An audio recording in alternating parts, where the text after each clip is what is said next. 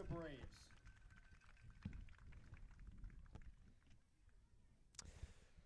From beautiful Doran Park here, right next to the bridge on Cape Cod, YD hitting the road for another matchup in cross-division rivalry time against the defending champions of the Cape League, who stumbled a bit to start their year. It's the Red Sox and the Bourne Braves here on this Wednesday night. Luke West Poley, Perri Kitei alongside Perri.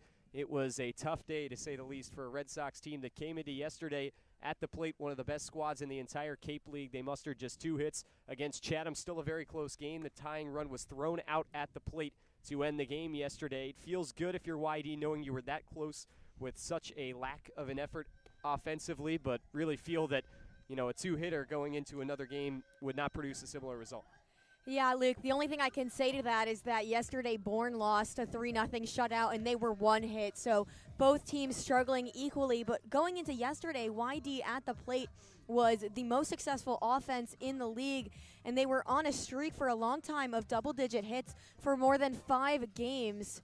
So yesterday was certainly surprising, but the pitching certainly carried the team yesterday. It really had no business being that close. It ended up in a 2-1 loss. The tying run doubled up play at the plate in the bottom of the 9th. Very dramatic, a very close call, but it did not go YD's way. Looking for some redemption here after the loss yesterday, broke a 6-game unbeaten streak. Red Sox do look to rebound, as Perri said, and they will face off against Matthew Marshall, the native of Piedmont, South Carolina, who's making his 2nd start of this Cape League season. His first was a 4-inning effort against the Orleans Firebirds, a loss in which he received the losing decision for Bourne. Right-hander who just finished up a career at Wofford College and will be transferring next year, as he announced last week, to play for the Clemson Tigers.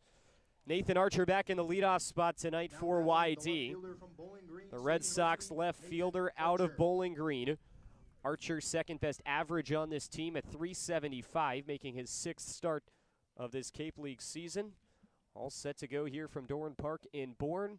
First pitch, and we are underway. And it catches the bottom part of the zone for strike 1, 6:03 p.m. Our first pitch start time.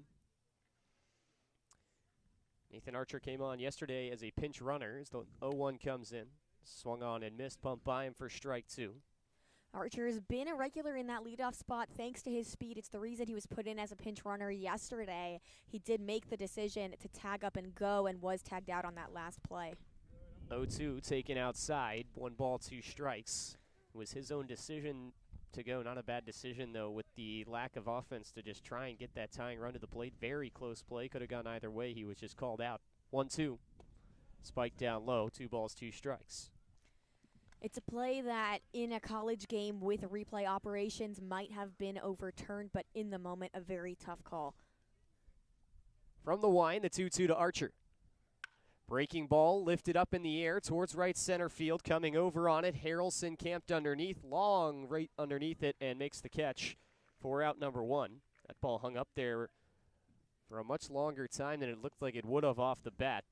1 gone in the top of the first, and Jacob Jenkins-Cowart now hitting in the 2 spot for YD after he came on as a pinch hitter yesterday in the 8th inning.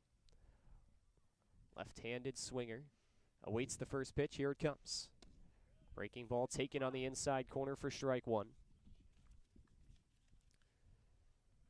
Jenkins-Cowart making his 3rd start, 4th overall appearance after arriving late, hitting .222 through this early part of the season. 0-1 on the way. Fastball sails high, 1 ball and 1 strike. Cowart had a very good season for East Carolina University, was on the National Collegiate Baseball Writers Association All-American 3rd team. From the windup, the 1-1 pitch. Breaking ball away, 2 balls, 1 strike.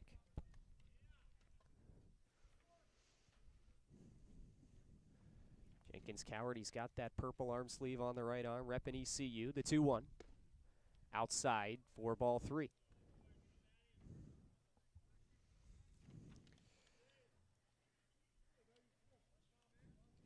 Three balls and a strike.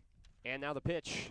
Swing and a miss. Jenkins-Cowart with the green light just couldn't catch up to that ball that was over the plate, and the count runs full.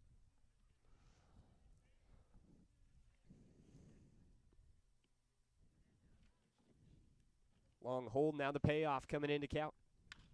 Line foul. Jenkins Coward stays alive at 3-2. 1 out in the top of the first inning. No score between YD and Bourne. First meeting between the Red Sox and the defending champs this season. Has not been the start that Bourne has been looking for. 2-6-1. They currently sit at the bottom of the division. The 3-2 swung on and missed, strike 3. First strikeout for Matthew Marchal. Now batting the designated And now hitter Anthony for Martinez University of strides up to the California, lefty box. Anthony Martinez. DH for YD, who came up clutch a couple of nights ago against Orleans. He also produced one of 2 hits yesterday in the 9th inning. First pitch, high and away for ball 1. Martinez was then pinch run for by Nathan Archer. Finished the day 1 for 4. The 1-0 on its way. Breaking ball down the chute for strike 1. Just finished up his freshman year at UC Irvine, a native of Fairfield, California. The 1-1, swing and a miss, was a little out in front of the breaking ball. 1 ball, 2 strikes. So far on these swings and misses, they've all been under the pitch, not on top. A nod, Marchal into the wind. The 1-2. Fastball high and away. 2 balls, 2 strikes.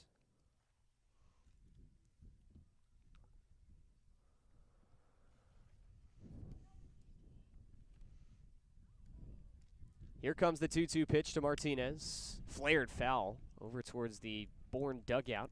A couple players flinched away from that one. It hit the protective netting in front of their dugout. Was inches away from absolutely nailing one of them. That could have caused some damage. Count is 2-2 to Martinez. Swinging a light tin Louisville slugger bat. Now the pitch. Tipped foul into the brick backstop here at Doran Park.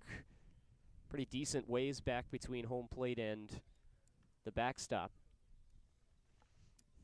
Beautiful field on the campus of Upper Cape Tech.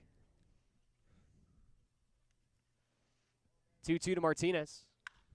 Lifted in the air, foul ground, tailing away from the field of play. 3 players in pursuit. This ball's going to get over the sidewall. Martinez has been an expert in lengthy at-bats so far. Even when down in the count, he usually fouls off at least 2 pitches during an at-bat. Has taken a lot of free bags, 3 walks, and a hit by pitch in his first few games here on the Cape. Still alive at 2-2 after a couple of 2-strike foul balls. Now the pitch. Misses down low, and he holds. 3 balls and 2 strikes. Hunter Hines is on deck for YD. Bases empty, 2 out in the top of the first. YD trying to avoid going down in order. Marchal lifts the knee. The pitch. This one lined out into left center field. That's a base hit. Cut off in center by Harrelson. A base knock for Martinez extends the top of the first inning. Martinez has been really solid since arriving to the Cape a few games ago. He's really good at leveling out those hits. We've pretty much only seen line drives from him. Even when he fouls the ball, they're all line drives, very rarely popped up in the air for an easy grab. And speaking of launch angle, Hunter Hines now moving up to the plate, a guy who's struggled a little bit as of recently, getting underneath the ball. First pitch to him. Spiked in, it gets away. Pinckney over to his left and pulling into second. Martinez is there with some cheers coming loudly from the YD dugout. So he moves into scoring position. 1-0 now the count to Hunter Hines. Ball that bounced and then just ricocheted over to the left up the third base line. Eyeing in now from the stretch. Marchal deals outside. 2 balls, no strikes. Righty on lefty here. Very lefty heavy top of this lineup for Scott Pickler against the right-hander Matthew Marchal. The 2-0. Down low for ball 3. Squeezed in between the legs by Pinckney. And Hines is in command. Takes a look over at Scott Pickler. Gives him the nod. Wonder what that means here at 3-0. Hines currently leading the team in RBI. He has 11. Twirling the bat. The blue batting gloves on. Set up in the box. The 3-0. over the outside half for strike one. We know Hines does have the green light. We have seen him swing on a 3-0 situation before. Coiled up from the back of the lefty box, set at the shoulders. Marshall deals the 3-1. Breaking ball in the dirt, check swing. The appeal to the base umpire says no swing. And Hunter Hines works the walk to put runners on first and second with 2 gone for Ryan Stafford.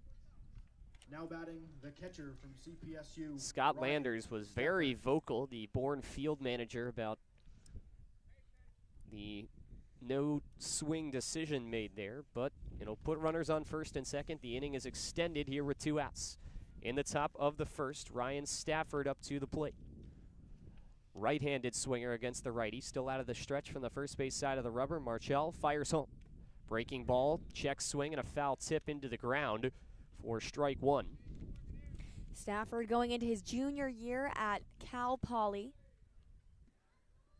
He was a second-team All-Big West honoree in 2023. Hitting 188 so far on Cape. The 0-1 pitch. Fastball in. Gets out of the way. 1 ball, 1 strike.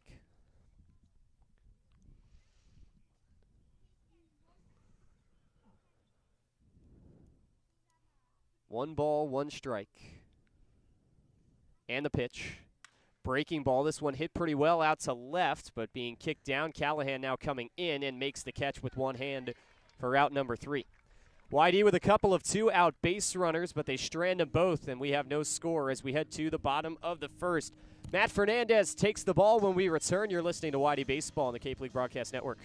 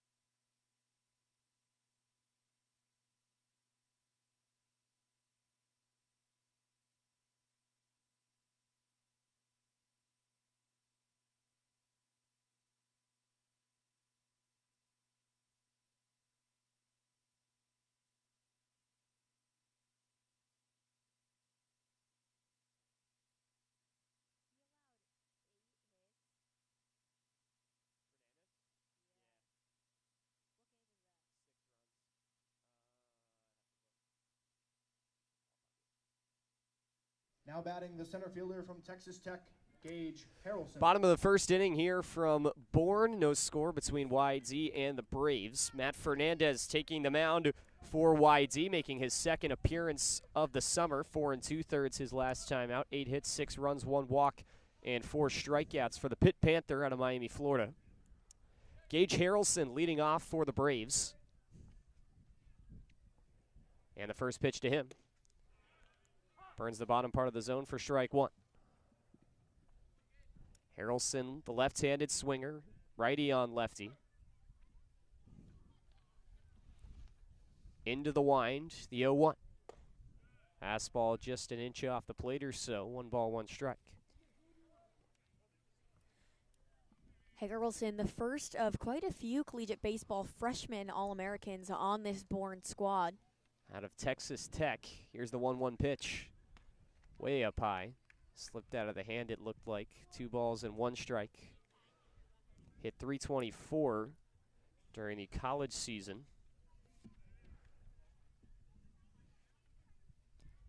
2-1 to Harrelson. Breaking ball finishes outside. 3 balls and a strike. Quite a bit of speed there. No wonder he's in the leadoff. He led the Red Raiders in triples and stolen bases. Only had 6 of them. The 3-1. This one grounded over to short on the one hop. It's fielded by Gleed. Throw to first is bounced in, and it is not picked out.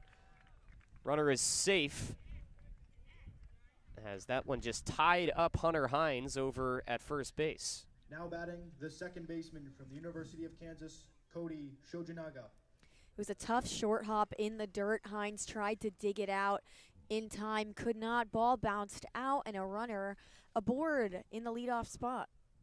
Now Cody Shojinaga in. First righty that will face off against Fernandez. 2-step lead on first. First pitch on the way. Breaking ball at the top part of the zone for strike 1. Shojinaga out of Honolulu, Hawaii. Plays for the Kansas Jayhawks. Hitting .343, good enough for second on the team for Bourne. Red, white, and blue batting gloves in the righty box. The 0-1. Breaking ball, this one lined out to center on coming. That ball drops in for a base hit as Jenkins Coward has to field it on a hop. Harrelson puts on the brakes at second, but the first 2 batters reaching for Bourne here in the first. Now batting, the first baseman from Virginia Tech, Garrett Michel. Garrett Michel now up to the plate. Another left-handed batter from Denver, North Carolina, Virginia Tech Hokie collegiately. Shojinaga along with Michelle right now, 2 more collegiate baseball freshman All-Americans, so we have 3 to start things off today. Eyeing in on the plate from the stretch. Fernandez looks at second and now fires. Swing and a miss. Fastball. Maybe Michelle got a small piece of it. That makes it 0-1. A big forward stride on that swing, clearly hitting for power. 8 hits for him on the season and 12 total bases. 0-1 on the way. Another foul tip into the glove. And it snowballs 2 strikes. First and second, nobody out here for Bourne in the bottom of the first. Looking to strike first in this game from Doran Park. Fernandez set at the belt. Takes a breath. The 0-2. Outside. No swing attempt from Michelle. 1 ball and 2 strikes. Fernandez taking a look back at second. Leads aren't huge for either of the Bravos on base.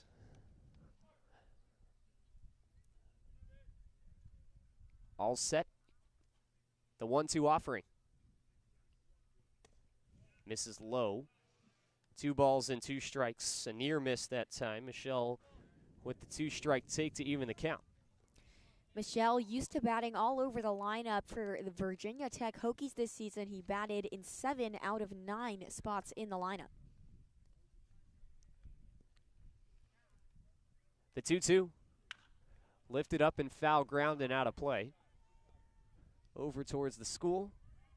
That one bounces in the parking lot. Still 2-2 to Garrett Michel. Relatively light crowd on hand here at a beautiful ballpark over by the bridge, Doran Park in Bourne.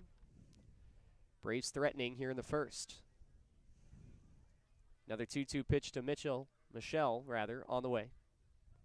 Swing and a miss, breaking ball for strike 3. And that's the first out of the inning.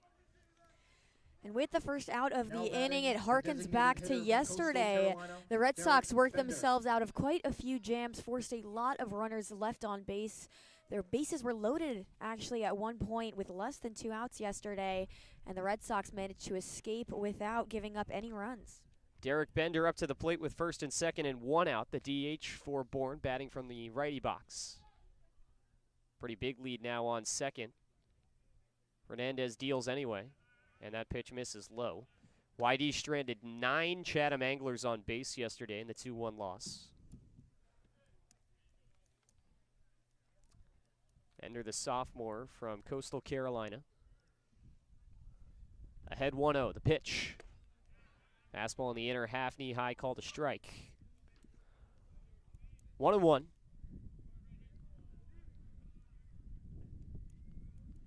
Bender hitting .250 on the season through just 2 games, both starts. 2 for 8 with a run scored and an RBI. The 1-1 pitch, lined foul and out of play on the right side. Bender was a first-team All-American. He's Coastal Carolina's new single-season leader in RBIs. He had 83 of them. He has a runner in scoring position right now. Could potentially get his 2nd of the season in just his 3rd game here on Cape Cod. 1-2 the count. And a pickoff move over to second. A low throw that's picked off the hop by R.J. Austin, who keeps that one in the infield. It's Austin's first day on the field as a member of the Red Sox, the freshman out of Vanderbilt. Was here yesterday but did not get put in the lineup. The 1-2, just beneath the zone. 2 balls, 2 strikes. Ryan Stafford did his best on the frame job.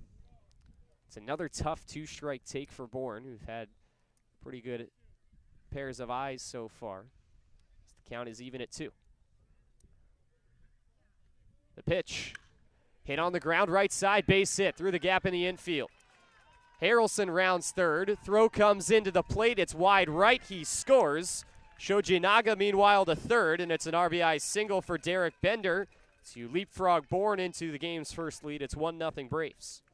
Bender ripped the cover off that ball. A very hard hit one on the ground. But Harrelson's speed rounding second and third was unbelievable. He looked like a professional sprinter. He made it to home with time to spare. Throw was coming home, and Hunter Hines thought about cutting it off, but elected not to. Even if that throw had been online, probably would have been late. So now runners are on the corners with 1 out. Jackson Castillo at the plate for Bourne, another left-handed swinger. First pitch is called a strike on the outside half. Bluff over at first base from Bender, who's not a tremendous steal threat, stole just 2 bases for Coastal Carolina this season. 0-1 to Castillo. Fernandez deals. Slow hopper right towards the mound. Runner coming in. The throw down to second to get the lead runner is wide. Oversliding the bag and now getting back in time. Bender is safe, as are the rest of the Braves. Run comes in to score. Castillo reaches safely at first. It was a slow chopper that Fernandez on the mound had to charge. Then he tried to go back to second with it and threw it by. Bender almost tripped over the base, it looked like, as he rounded second, fell, and was a sitting duck for a couple of seconds off the base before he crawled back into second. But Shojinaga scores as Bender arrives in scoring position safely, and Cameron Foster will now be at the plate. First and second, 1 out in a 2-0 game led by Bourne in the bottom of the first. 238 hitter, Foster the righty. First pitch, sinks low for ball 1. Definitely an interesting decision from Martinez. There wasn't even an attempt to hold up the runner at third, which probably would have been the more logical decision, and then go for the pickoff at first instead. No outs, still just 1 in the inning for the Red Sox. 1-0, swung on and missed. 1 ball, 1 strike. Already 2 errors here just in the first inning. The Red Sox have been plagued with errors so far this season. They've been able to make up for it with their production at the plate, but so far today, the Braves lead 2-0. Pickoff move over to second just to check on the runner, not to try and generate an out. It's 1-1 to Cameron Foster. All but 1 Brave here through 5 batters has reached base. That was Garrett Michelle, who struck out swinging. The 1-1 pitch, swing and a miss. Or strike 2 to Cam Foster. Liberty Flame. Foster making his 7th start for the Braves. Has driven in 4 this season, 2nd most on the team. First and second with 1 out. Look back at the runner, now the 1-2. Off the plate, 2 balls, 2 strikes. Foster has a very compact batting stance. He actually brings his elbows in and holds that bat completely vertical almost until the pitch is thrown, leaning back a little bit right. in the front of the box, toes on the chalk.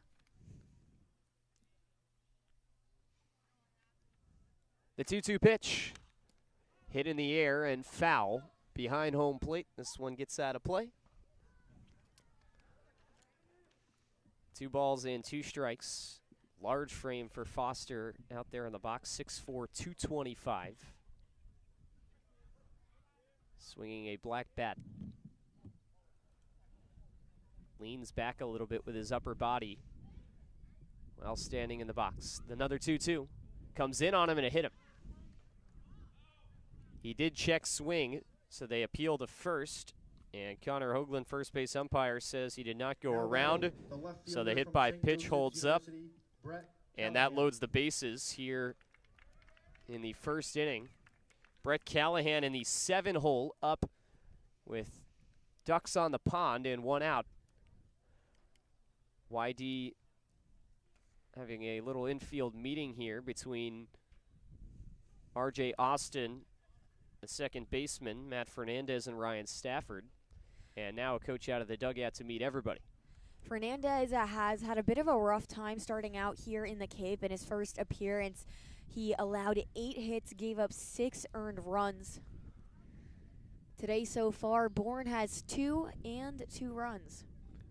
Could get out of this inning with just 1 pitch if he could generate that double play ball.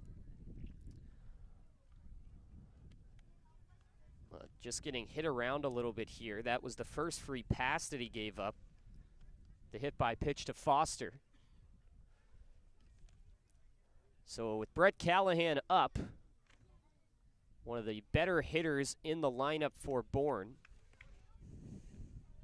hitting .294. First pitch to him. Clips the outside corner for strike 1 in the low part of the zone. Wind is blowing strongly inward towards home plate from center.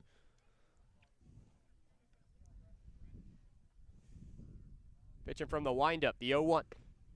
Slides away, 1 ball, 1 strike.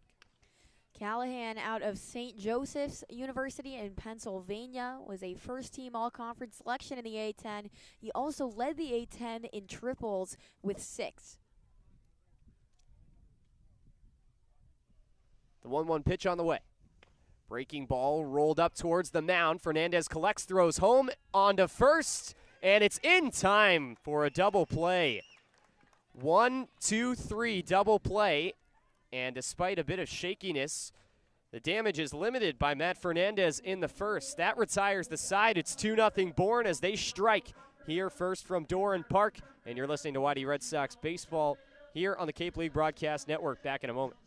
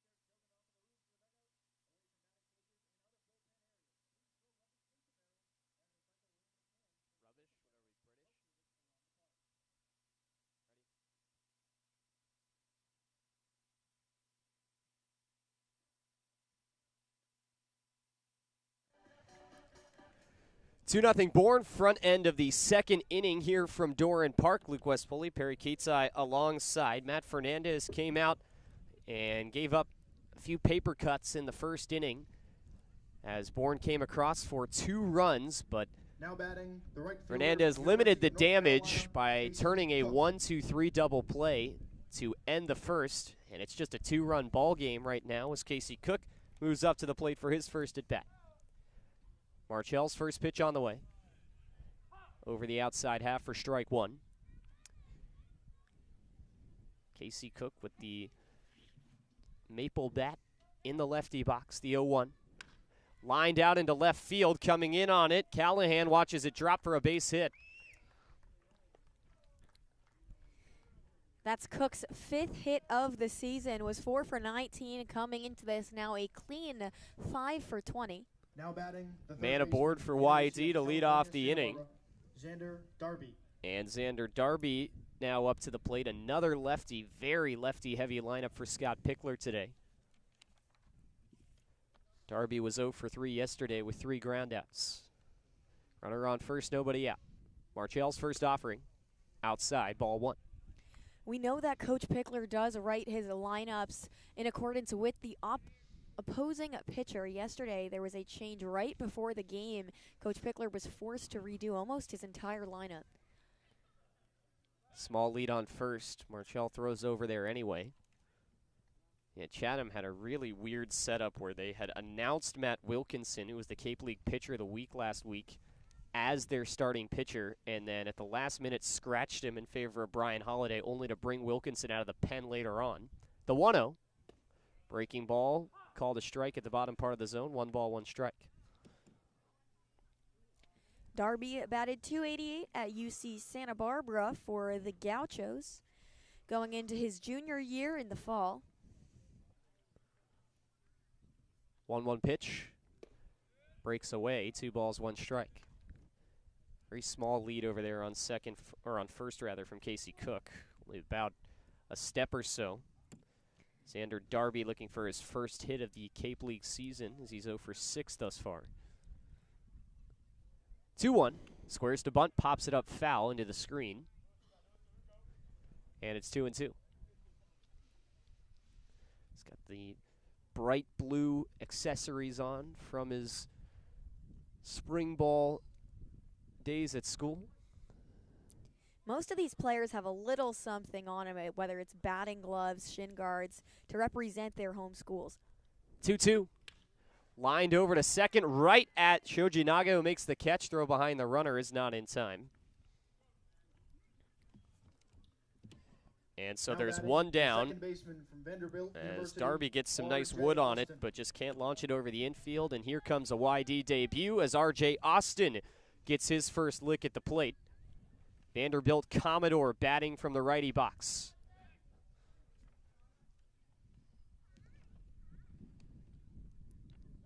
Snap throw over to first, and Cook back with a head-first slide. R.J. Austin played for the U.S. Under-18 national team, high school All-American.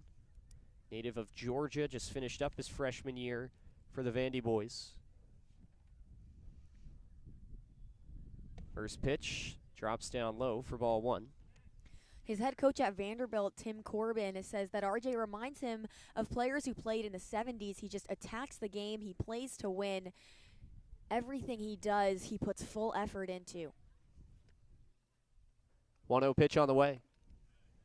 Clips the inside corner for strike 1. High praise for R.J. Austin from one of the best coaches to ever do it at the college level, Tim Corbin. 1 ball and a strike. Pitch to Austin. Check swing. Appeal to first. He went around as the ball bounced in the dirt. 1 ball, 2 strikes to Austin. A sign from Scott Pickler over at third base. And pitching out of the stretch. See if we get some movement here from Cook, who has slightly increased the size of his lead. The 1-2 offering. This one lined up the middle base hit. R.J. Austin with a 2-strike base knock. Casey Cook was not running, and so he will halt at second. 2 singles in the inning for YD, and that brings up Dub Gleed in the 9-hole. First and second, Now 1 out. batting, the shortstop from the University of California, Irvine, William Gleed. Dub Gleed, another recent addition to the lineup, just 1 for 4, 1 game played for him. Another guy out of UC Irvine.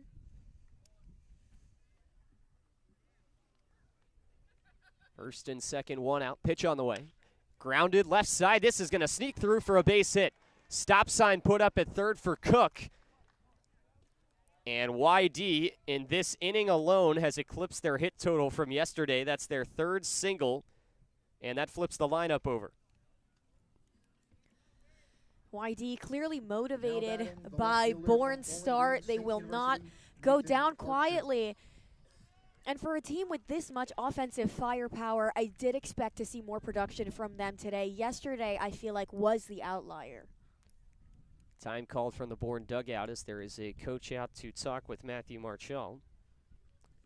Hasn't gotten really barreled that much, but has found that 3 base hits against him have all just snuck through, dropped in the outfield. This bloop and ground ball type of stuff. And now Nathan Archer comes up to the plate in a bases loaded situation with 1 out. Archer is one of 2 Red Sox with 2 home runs on the season alongside Hunter Hines. We've seen him come in as a pinch hitter, a pinch runner, batting up and down the lineup.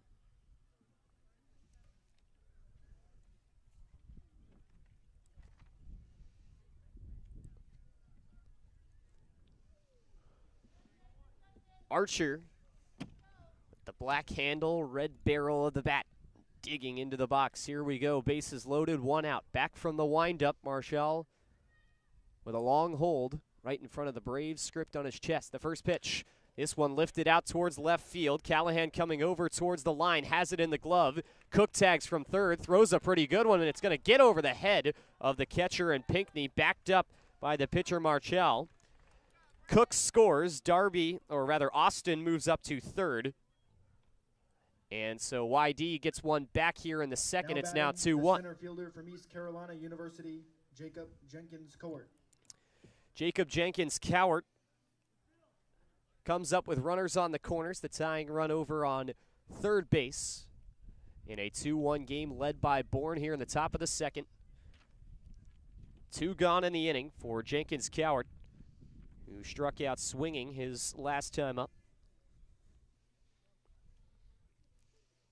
Righty on lefty. Marchal's got to go back from the stretch. First pitch on the way. High at the shoulders for ball 1. Austin on third has quite a bit of speed to him as well. He had 4 stolen bases on the season for Vanderbilt. 1-0 pitch on the way. Breaking ball high and away. 2 balls, no strikes rather. Similar spot there to Jacob Jenkins-Cowart.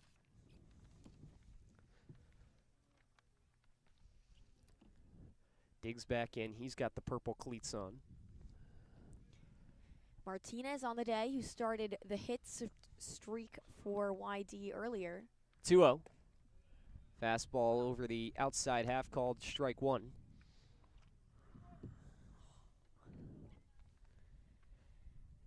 Jenkins-Cowart back in, looking for his first RBI as a member of the Red Sox.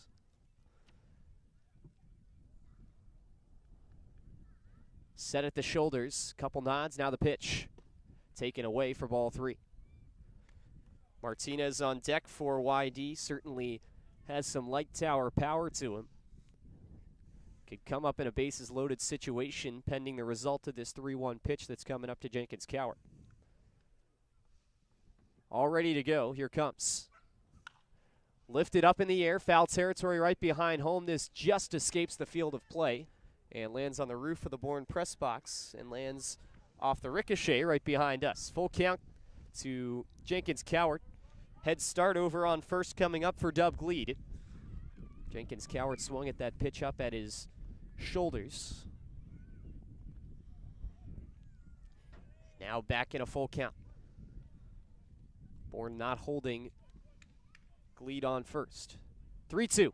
Breaking ball lined out into left center, base hit. Gleed racing around second. He'll get into third standing up, and it's an inning extending RBI single from Jacob Jenkins-Cowart. That ties the game at 2. Another hard hit ball straight up the middle. YD has been such a good job keeping these balls flat. really swinging through, not popping them up. And they've also been lucky with finding the gaps today, something they've struggled with the past few games. They've had solid contact, but they've just been hitting it right to where the fielders are standing. So we're tied 2-2 our score with runners on the corners and 2 out. And now Anthony Martinez up to the plate. He's 1 for 1. Marchell still from the stretch, set just below the shoulders. First pitch. Martinez rips this one right side, just foul. Past the diving effort from Garrett Michel at first. That one just finished to the right of the chalk. Could have spelled extra bases, could have spelled as many as 2 runs on that play for YD, but instead, Martinez back in an 0-1 count.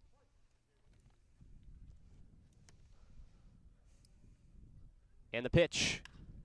Flared the other way, foul. And out of play. No balls, 2 strikes now to Martinez after back-to-back foul balls. 1 to the opposite field and 1 to the pull side. Marchell eyeing in on his battery mate Hugh Pinckney. Has his pitch. Here's the 0-2. Sent down low, 1 ball, 2 strikes.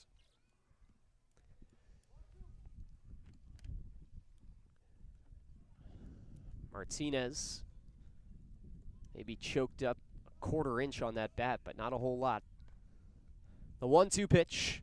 Breaking ball in the other batter's box, 2-2.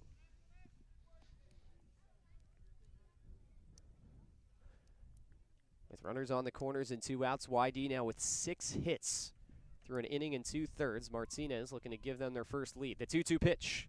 Breaking ball just atop the zone, 3 balls, 2 strikes. Excellent discipline from Martinez at the plate. He started off swinging, attacked those first 2 pitches, has since held 3 times in a row on balls that are very close to that zone. Here comes the payoff pitch. Lifted foul and out of play on the left side. Still 3-2 to Anthony Martinez, who has worked a pretty strong at bat so far, including a couple of 2-strike takes. Some hard hit balls, just looking to straighten it out here. Another payoff. Lined out to straightaway center, not much movement from Harrelson, and he is there to make the catch for out number 3. YD scores a pair to tie this game in the top of the 2nd as we head to bottom 2. It's 2-2 here from Doran Park in Bourne. Back in a moment. You're listening to YD Red Sox Baseball on the Cape League Broadcast Network.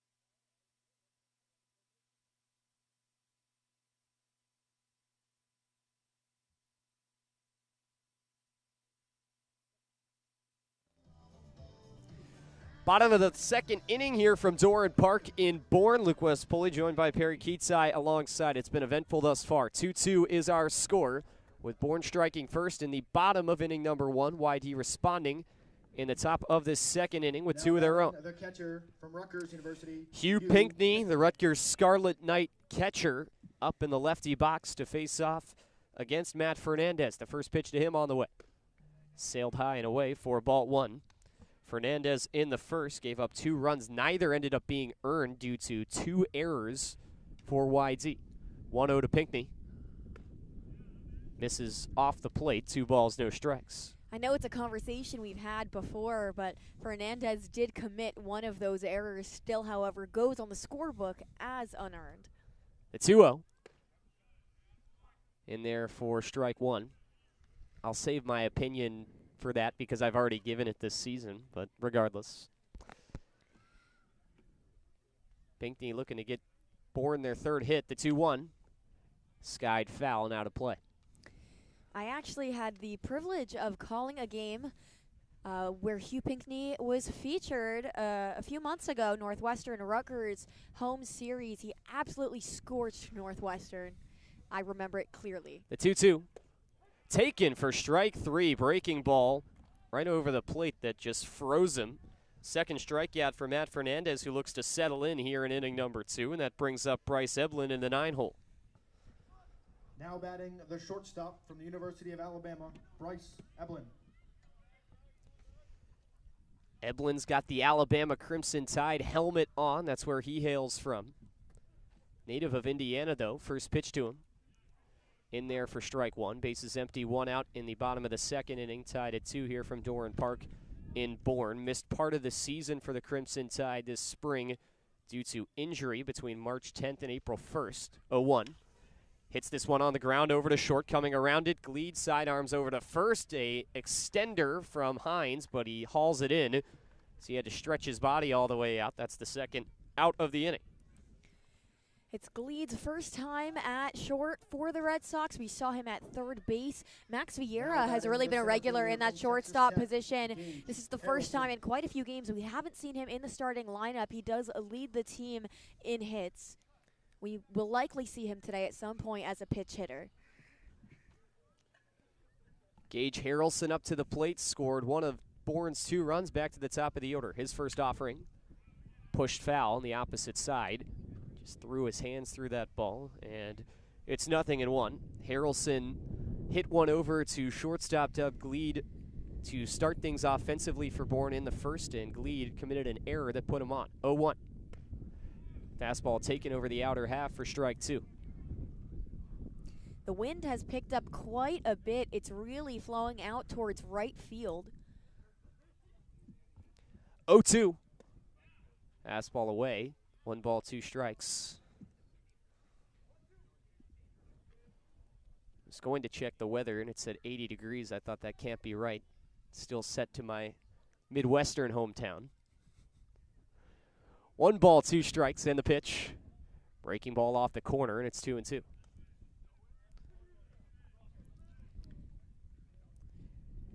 Harrelson's got the count even, another lefty. Trying to get Bourne something, avoid going down in order. The 2-2 pitch. Breaking ball chopped up the middle, off the glove of Fernandez, over to Austin at second, and he makes the play on to first. It's a 1-4-3 put out to retire the side. So after 2 runs came across and Bourne got 7 guys up to the plate in inning number 1, they go in order in the second. It's 2-2 as we head to the third, and this is YD Baseball here on the Cape League Broadcast Network.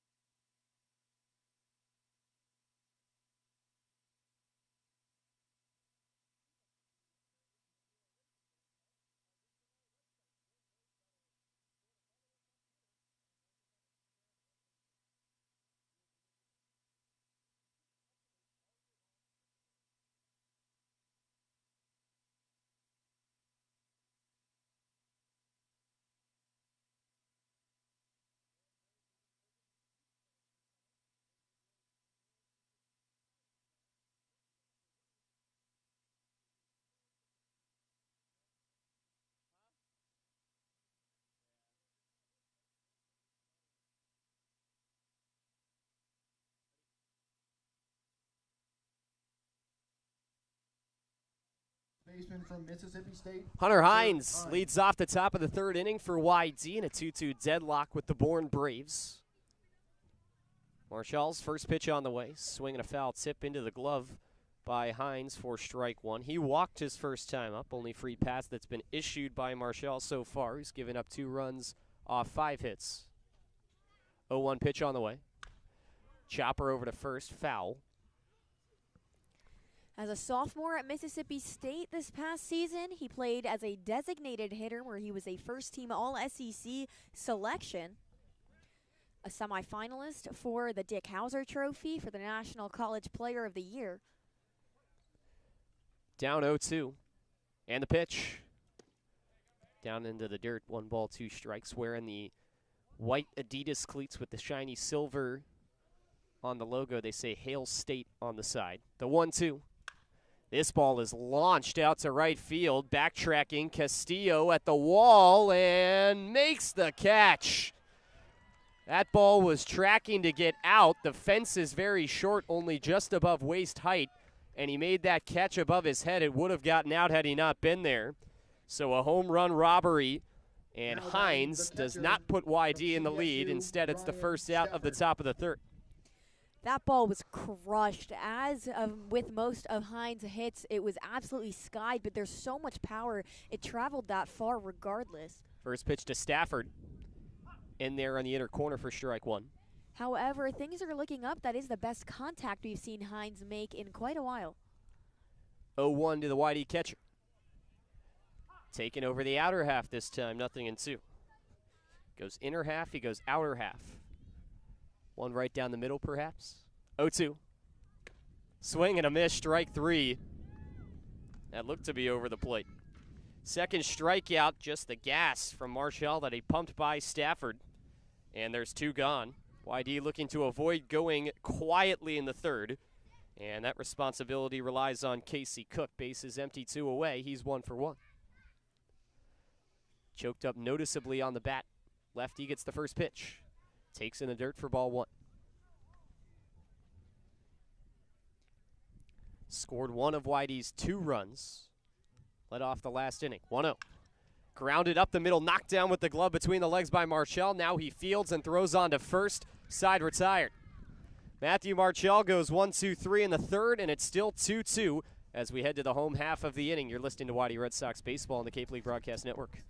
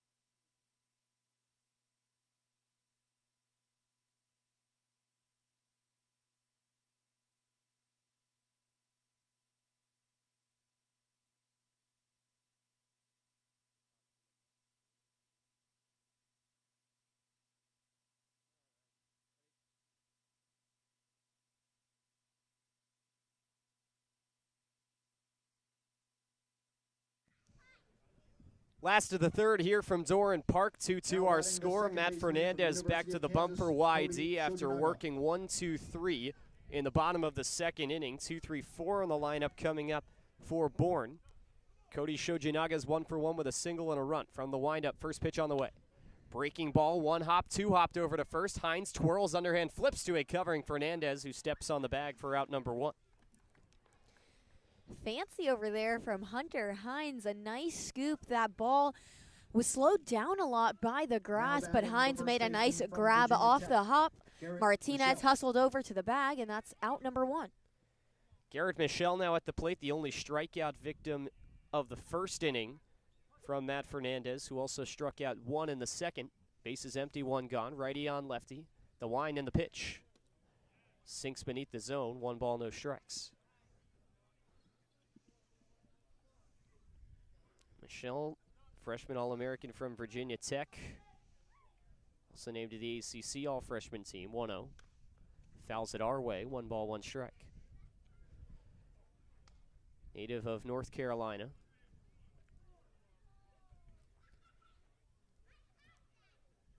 Swinging a bat that has a black barrel and kind of fades into brown as it gets down to the handle. The 1-1 pitch drops down low, 1-0 rather, swung on and missed to make it 1 ball, 1 strike.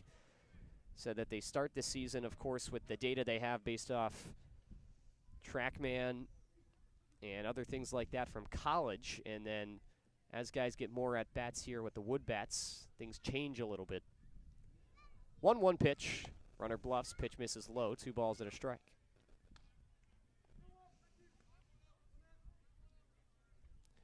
YD infield playing straight up. Red Sox have committed 3 errors. So we're here in just the bottom of the 3rd inning. Look over at second and a very minimal lead from Michelle. 2-1 pitch. Drops low again over the plate, but in the dirt, 3-1. A couple identical balls there from Fernandez, just missing low in the zone. Both of them very close to the dirt.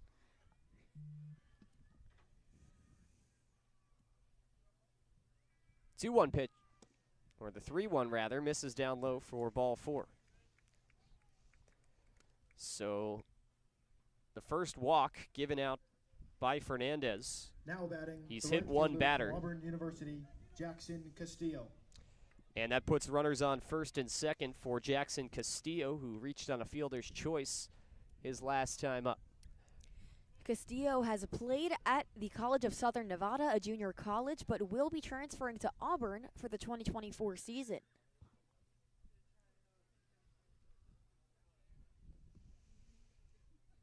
Long hold, first pitch. Low again for ball 1. This is the first time we've seen Fernandez in this game be a little bit around the zone. He's really missed in that same spot on the last 5 balls in a row.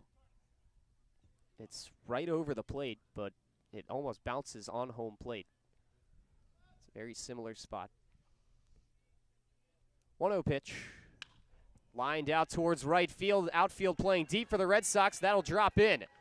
Rounding third and heading for home. Bender scores. Throw comes in and splits the runners at second. And an RBI single from Jackson Castillo brings in the 3rd unearned run of the game for Bourne, who retake the lead at 3-2. The 3rd baseman from Liberty University, Cameron Foster. They're on the corners for Cameron Foster, who was hit by a pitch his last time to the dish.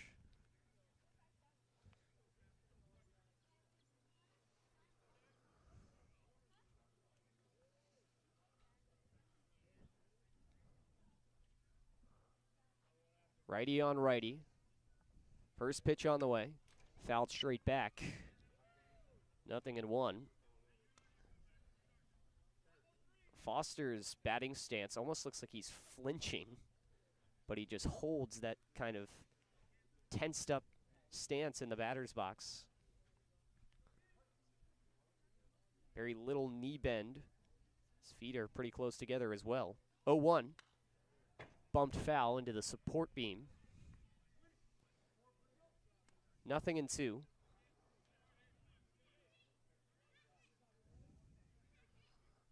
Runners on the corners with 1 out. Bourne leading YD 3-2 despite being out hit 5-3. Red Sox have 3 errors. Snap throw to first does not generate a tag. No balls, 2 strikes to Foster. From the stretch, the pitch off the corner, 1-2.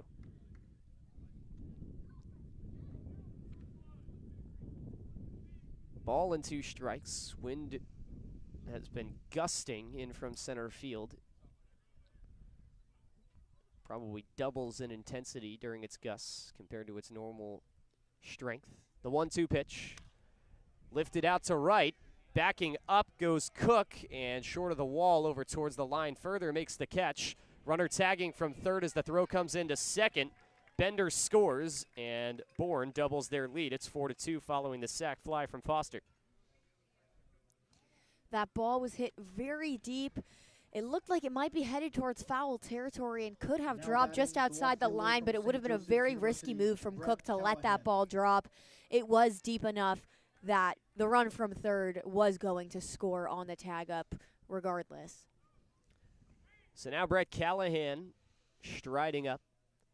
Bourne with a 2 spot in the first. They went 1, 2, 3 in the second. Now a 2 spot here in the third. First pitch. Fastball in there for a strike. Runner goes late. Throw ticks away into center field. Turning around second and heading for third. Castillo will arrive there standing up as it's recovered by Jenkins Cowart. Runner moves from first to third, 180 feet up the baseline for Jackson Castillo. And now another insurance run just 90 feet away for the Braves. 0-1 the count to Callahan. Castillo got a late jump there, but likely still would have been safe if that throw was on line. A rare mistake from Stafford, who's been very solid behind the plate so far for the Red Sox this season. 0-1 pitch on the way. Misses below the zone, 1 ball, 1 strike, and because that throw got away into center field and advanced the runner from second to third, it's now the 4th error for YD here in the bottom of 3. From the windup, the 1-1 pitch. Sinks down low, 2 balls and a strike. Jenkins Cowart might have had a play on the throw to third as well, but he slipped on the grass to one knee, had to stand up before he picked up the ball, and by that point, Castillo was safe. 2 balls, 1 strike to Brett Callahan. And the pitch. Grounded over to short. Gleed waits on it, scoops up, throws over to first, and lots of time for out number 3.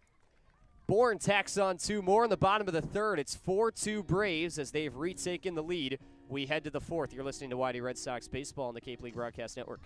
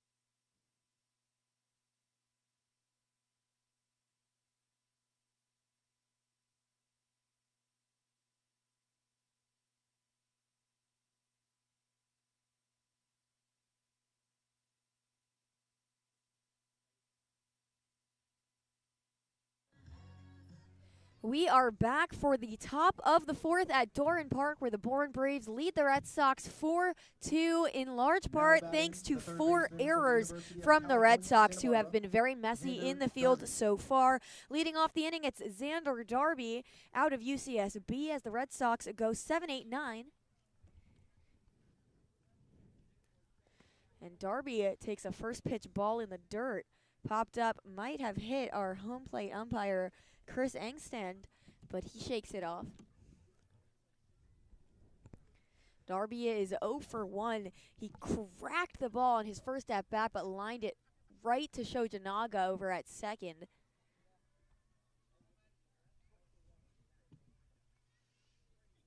Swings at this one, popped up into left field, and coming on is Callahan.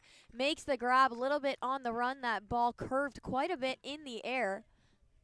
But Callahan makes the play. That's out number 1. Now batting, the second baseman from Vanderbilt University, R.J. Austin. That's the 4th Red Sox member retired in a row. as they went 1-2-3 in the last inning. This time it's R.J. Austin. He had a hit in his first ever Cape League at-bat. Grounded it hard right up the middle.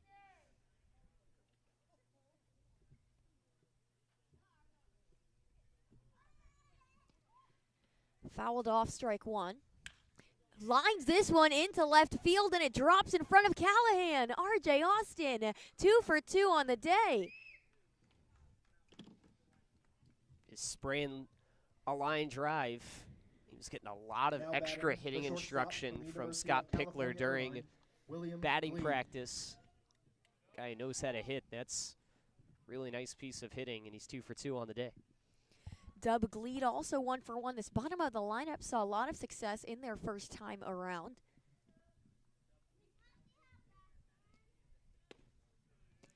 Gleed watches strike one down the middle. Counts 0-1 with 1 out. A runner on first. That's R.J. Austin.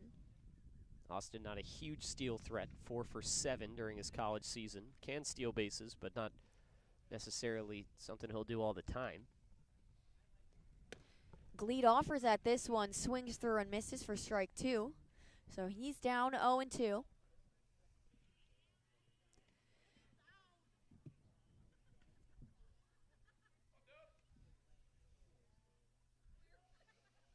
Gleed swinging his bat, pick off towards first. Austin back safely. Gleed rocking back and forth in the righty's batter's box. A rare right-hander, not something you say very often, but this lineup is so left-handed heavy. Pitch on the way, in the dirt, gets away. Austin will take second. He takes a little bit of a round around the base, but is held up. That one bounced in the dirt and got away from Hugh Pinckney, who's heading out to talk to Marshall on the mound.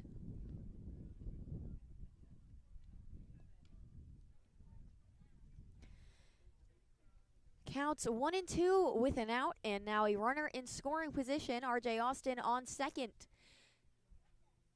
The Braves lead the Red Sox 4-2.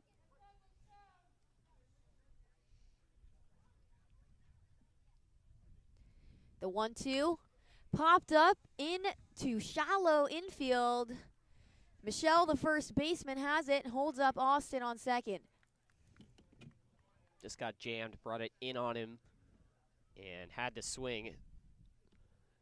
Caught it off the handle part of the bat and just lifted it up to the shallow outfield and right.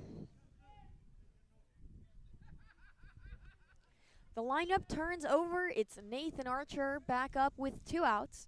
He's 0 for 1 on the day, but he does have an RBI on a sac fly. Takes ball 1 upstairs. Some words of encouragement shouted from Jenkins Cower on deck. A big lead from Austin on second. And the runner goes towards third. Throw on the way. Not in time. Austin got a really good jump before Marshall threw the pitch. Was already on the way, slides in head first. Not a bad throw from Pinckney, but Austin displaying some speed. Yeah, and he just timed him up there. Got a really good jump on Marshall, who was completely unaware that he was taking off from second to third. Archer, big hack at this, misses, strike 2. Counts 1-2 to Nathan Archer, 2 outs, runner on third. The Braves lead 4-2, and the Red Sox could get one back right here. Pitch on the way, Archer holds off. Counts even, 2-2.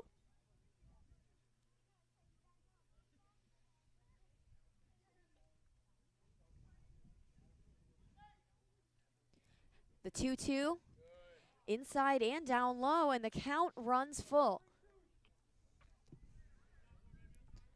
Marshall just missing the zone on these last few. Archer displaying patience. Infield backed up. Archer offers and goes around. That's strike number 3. Nathan Archer goes down, strands a runner on third. We head to the bottom of the 4th. It will be 8-9-1 for the Bourne Braves, who lead 4-2, and we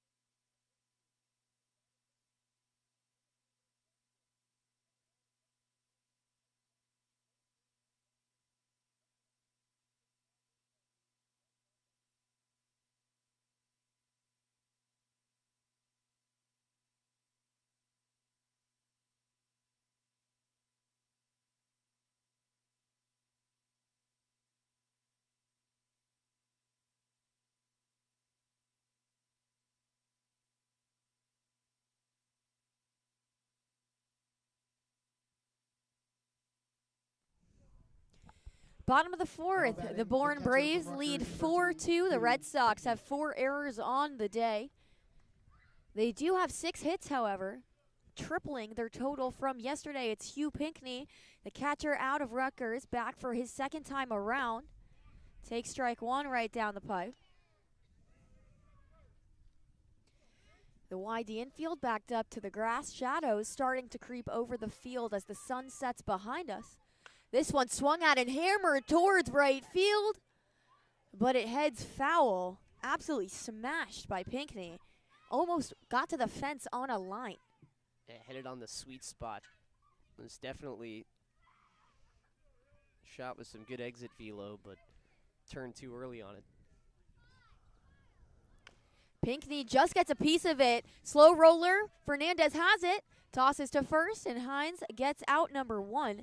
Pinckney just missed the location on that. Forced to leg it out down the line. Could not get there in time. And he's 0 for 2 on the day. Fernandez has been getting some of that weak contact stuff up the middle. That's, I believe, the 3rd time he's had to make a play on a ball just because guys are, looks like early on his off speed, they're kind of reaching and he's just missing barrels, soft contact. Eblin shows bunt, pulls back. Ball 1. The shortstop out of Bama, playing his first game for the Braves today. Grounded out in his first at-bat. It was a 6-3 put out. Fernandez deals. This one swung on sharply down the third baseline, and it drops fair, heading towards foul territory. That's going to be extra bases. Archer has it over towards second, and the runners actually held up, shockingly, considering that ball made it all the way to the left fence. Deep in that outfield, Archer had to sprint over for it, but Eblin couldn't take the turn in time. So Eblin goes 1 for 2 on the day with a hard hit single up the third baseline.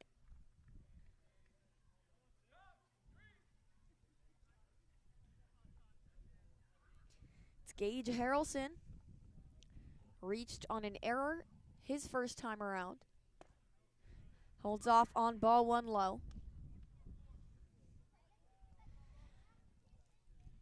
He scored the first run of the game for the Bravos.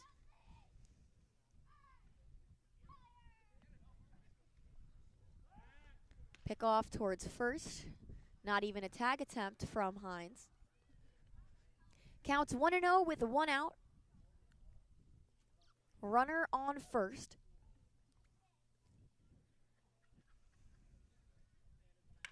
This one lined sharply into right field, and that's a base hit. Cook has it, drops it, and now gets it in, but Eblin makes his way over to third.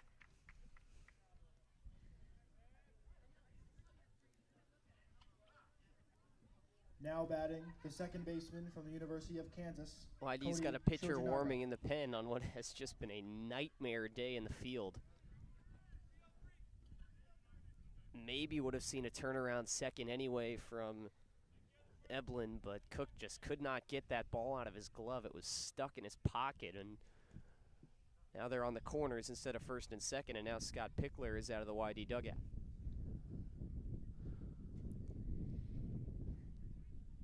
We saw yesterday's starter go 4 innings without being pulled. Fernandez might only make it 3 1/3. Not a great view right now of the YD bullpen. But Coach Pickler right in the middle of this infield group in the circle right now. There is a gate opening. It looks like we do have a pitcher coming in relief. We will take a quick break and have all of the stats for you on that when we return on the Cape Cod Broadcast Network.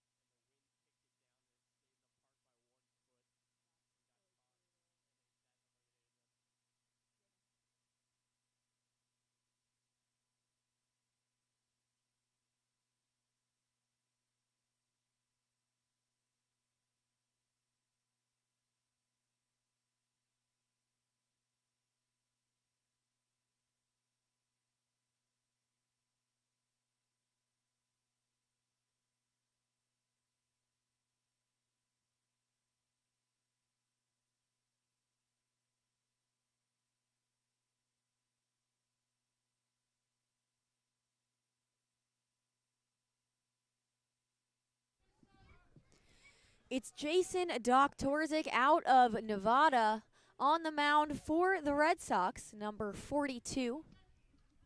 Runners on the corners for Bourne as Cody Shojanaga is up to bat in the righty batter's box. The shrug and the pitch outside. Runner goes. Throw from Stafford. Gets away from Austin. And a run will score. Eblin takes home. A dangerous attempt on the steal from Stafford goes horribly wrong for the Red Sox, and the Braves lead 5-2.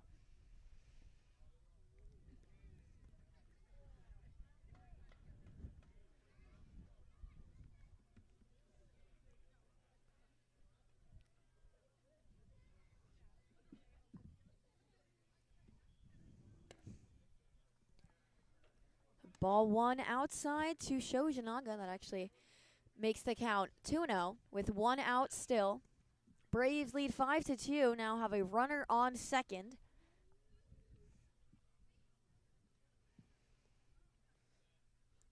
Solid lead from Harrelson. Swing and a miss from Shojanaga. That's strike one. We've already seen Harrelson's speed. He scored from first on a single to start things off for Bourne.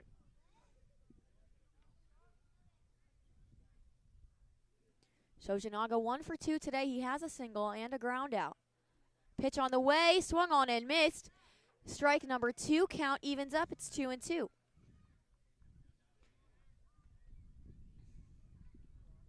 Shojanaga batting in the 2 spot. Big 12 co-freshman of the year out of Kansas. The 2-2 pitch. Swung on and missed. Strikeout and a foul tip caught by Ryan Stafford. And that's the second out. Time is called, and R.J. Austin wants to have a chat with Jason Doktorzik. Garrett Michelle. Might be noticing something that no one else is seeing. He seemed adamant that he needed to talk to Doktorzik. His teammates call him Doc. And it's just Austin, Stafford, and Doktorzik on the mound right now. A quick meeting just broken up.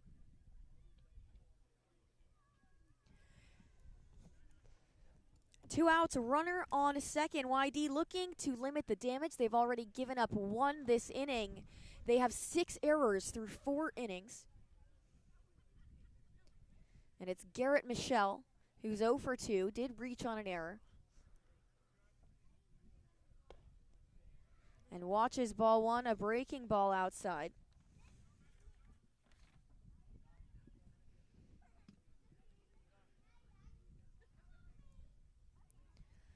Michelle batted .339 at Virginia Tech for the Hokies.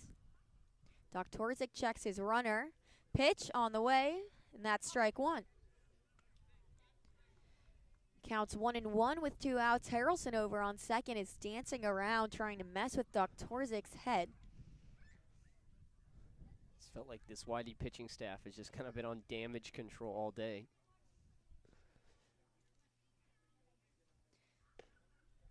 The 1-1 misses outside. That's ball 2. YD infield playing deep, as is the outfield. There is no defense on the third baseline. The first baseline, however, is covered. Darby shifted over a bit. Pitch on the way. Runner goes. Fouled off. Harrelson would have likely been safe. Got a really good jump on that and was about 2/3 of the way to third before the contact was made.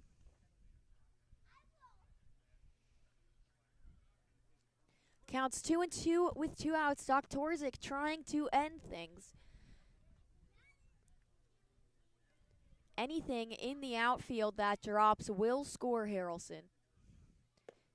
And that one sneaks in there on the top of the zone for a called strike 3. Doktorzik cleans up the inning. And Bourne leads 5-2 as we head to the top of the 5th. It's Perri Kitei and Luke West Poley.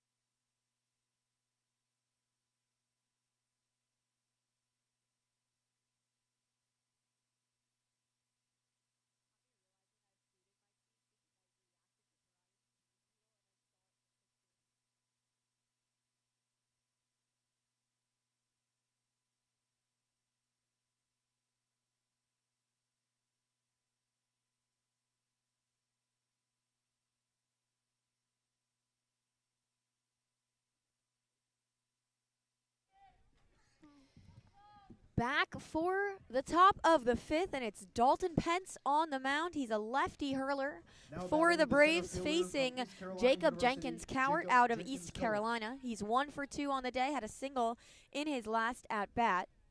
The Braves put a lefty on the mound to combat this lefty lineup. Jenkins Cowart swings at the first pitch, and the grab is made, but it bounced first. I thought that might have been out of the air, but it bounced right before Eblin got a glove on it. Still a fantastic diving play from the shortstop, but the throw over to first was not in time. Jenkins Cowart legged it out, and there's a leadoff runner aboard. University of California, Irvine, Anthony Martinez. Enough line drives, he'll get rewarded at some point. It's been a complete flip of yesterday for YD. The offense has been there. The defense has been their Achilles heel in this game so far. First pitch on the way to Martinez is ball 1. Speaking of line drives, that's pretty much all we've seen out of Martinez in the designated hitter spot, batting third today. Second pitch also misses high, ball 2.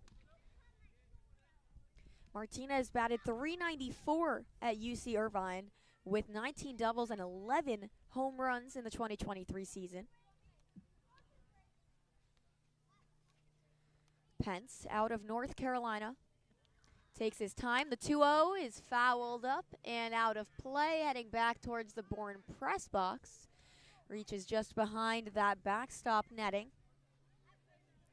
Counts 2-1 to Martinez. Jacob Jenkins Cowart on first. The Braves lead 5-2.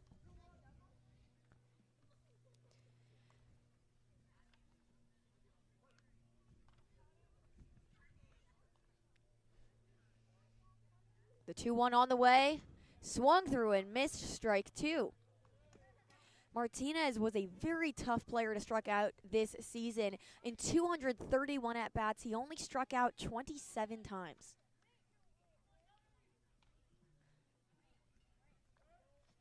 Counts 2-2. Martinez bat on his back shoulder in his stance. Takes ball 3 outside and another full count. Martinez has a very simple batting routine. Just touches that plate once, puts the bag on his shoulder, swinging it back and forth a little bit. Not much movement from Pence. Pitch on the way, swung through and missed, and he strikes out. Dalton Pence comes out firing, and he will now face Hunter Hines. Now batting the first baseman from Mississippi State University, Hunter Hines. Hines in his last at-bat was robbed of a home run by Castillo out in right. The catch was made at the fence. We'll see what he does here with Jenkins Cowart on base. First pitch fouled back out of play. Hines not afraid to swing.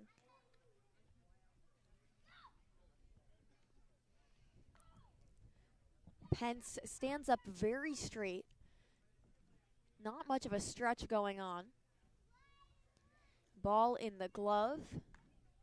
Pitch on the way. And that one is chopped foul up the first baseline. 2 foul balls to start things off. Counts 0-2, 1 out.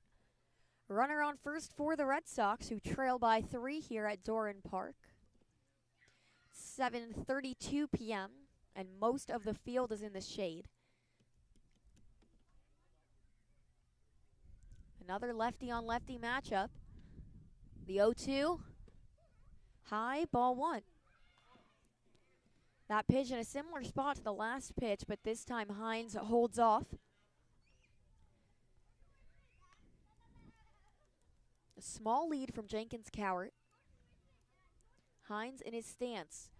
Pitch on the way, hit sharply towards left field. Going back is Callahan. And he makes the grab right in front of the fence. Jenkins Cowart considered tagging up, but did not. He's held up at first. And it's Ryan Stafford. Now batting. 2 really well hit balls from Hunter Hines. Stafford.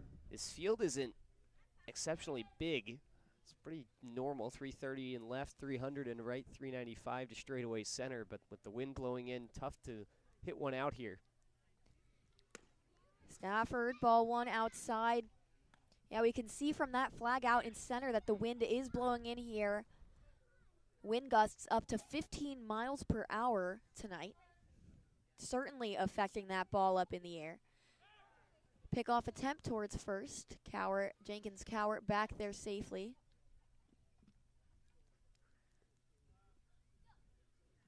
It's a ball and no strikes with 2 outs and a runner on first for Ryan Stafford. 0 for 2 on the day, a fly out and a strikeout swinging. The 1-0, fouled out of play, solid contact over towards the trees.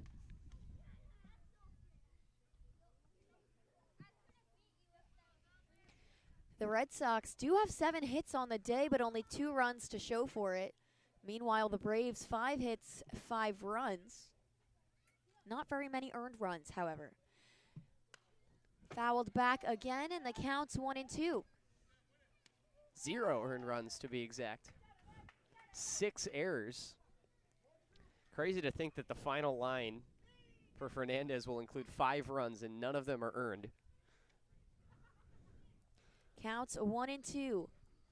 Pence deals in the dirt. Pinckney keeps it in front of him. Asks for a new ball, but Jenkins Cowart is held up. Pence is very quick out of the windup. He stands there for a long time, and then before you know it, the pitch is already out of his hand. Counts 2-2 with 2 outs. Pitch on the way. Grounded up towards short. It's a slow roller. Stafford over towards first. Can't run it out. And it's a 6-3 put out to end the inning. YD doesn't get any back. The Braves still lead 5-2. And we head to the bottom of the 5th on the Cape Cod Broadcast Network.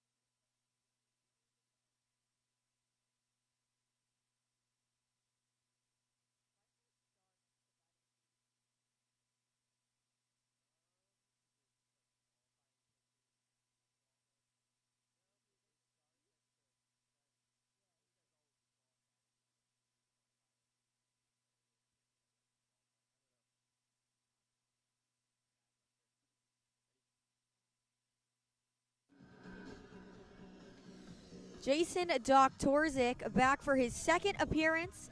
Went 3.1 innings, no earned runs allowed in his first appearance. He has allowed 3 walks so far this season. And he faces Derek Bender in the cleanup spot. First pitch on the way. Outside, ball 1.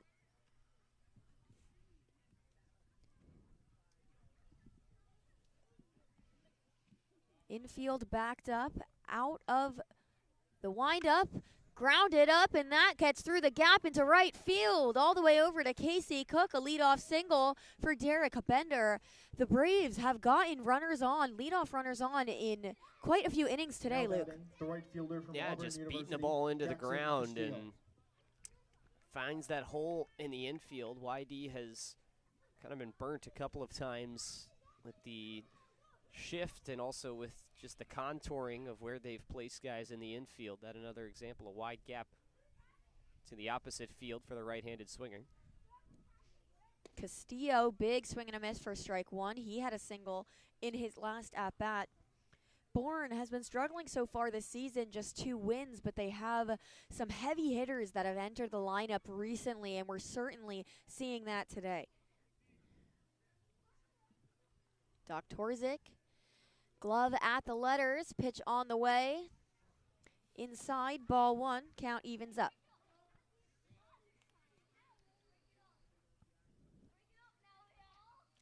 Castillo with a black shin guard, and that black bat with a red handle goes into that gradient.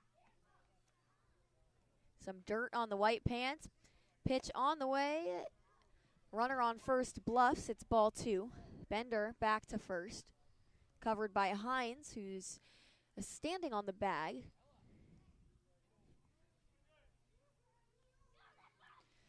Counts 2-1 to Jackson Castillo. His bat almost vertical.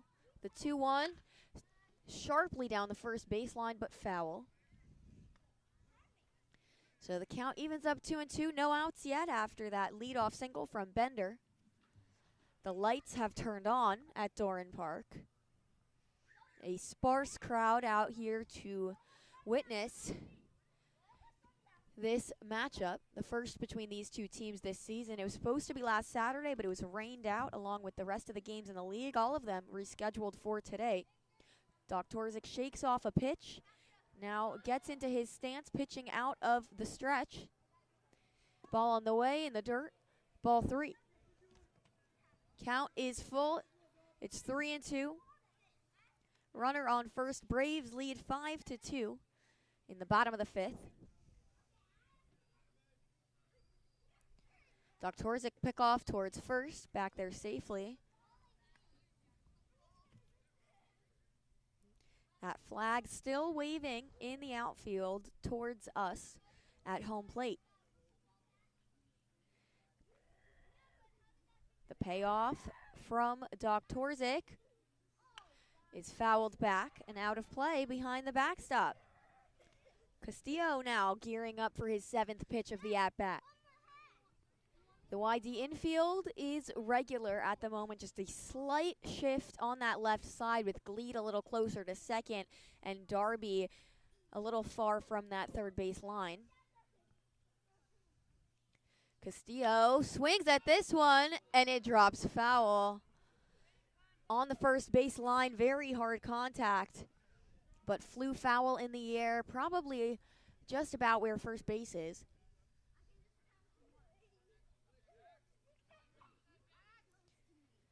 Third foul of the at-bat. He has the black sliding mitt in his back pocket, red and white gloves. Doktorzik, one of the last players in the sun right now. Another payoff pitch, and a called strike 3 just clips that bottom corner on the off-speed. Doktorzik, his 2nd strikeout, looking. Just got it on the corner. Snuck that one on the inner Now half of the batting, plate. third baseman from Liberty It's a University, good 2-strike Cameron pitch. Foster. It's one that Castillo's not going to be happy with, but very close to the zone. Tough to take that when you're already on 2 strikes. Brings back Cameron Foster out of Liberty. He technically has not recorded an at-bat today as he takes strike 1. He was hit by a pitch and had a sac fly in his last 2 plate appearances. He has this interesting stance really far up in that batter's box. Holds his elbows in and the bat vertical. Leans back, his hips are forward. His knees forward, pitch on the way. Called strike 2. Foster has yet to swing the bat in this plate appearance. Steps out of the box to readjust, takes a little practice cut. Small lead over on first from Bender. 2 strikes, 1 out. Doktorzik gears up to pitch. The 0-2. Outside. Ball 1 was trying to get Foster to chase, was unsuccessful.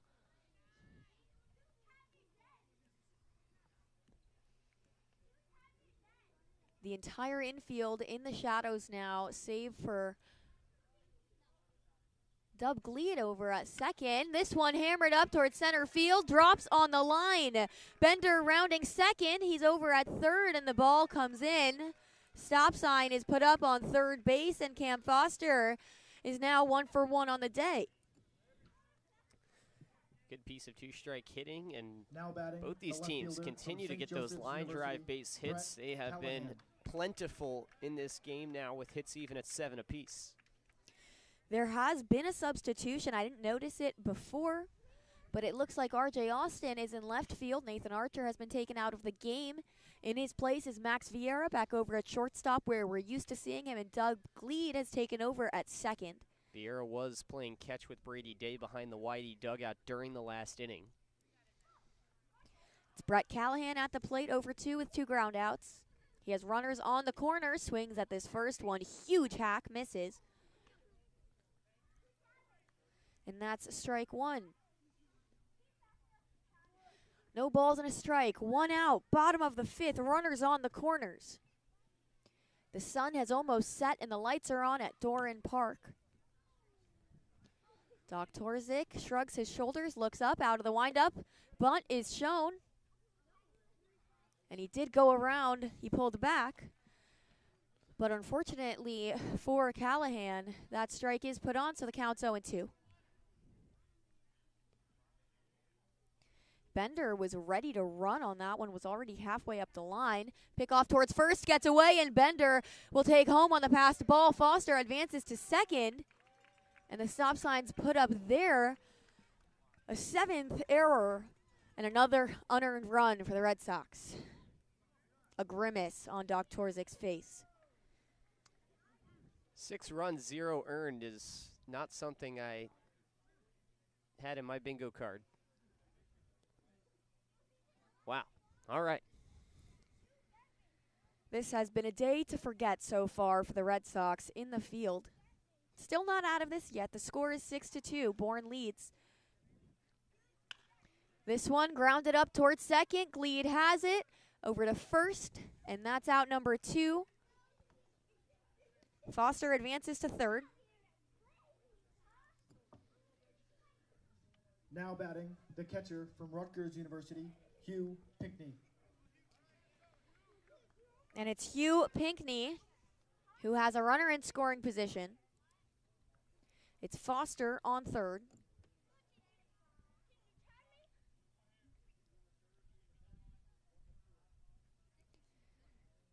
First pitch on the way. Grounded up towards second again, nearly identical. Gleed has it. Back to Hines, 2 identical putouts end the inning, but another earned run crosses the plate on the error from the pickoff attempt. It was Doc Torzik over to Hines that got away, out of play. The Braves lead 6-2. We head to the top of the 6th on the Cape Cod Broadcast Network.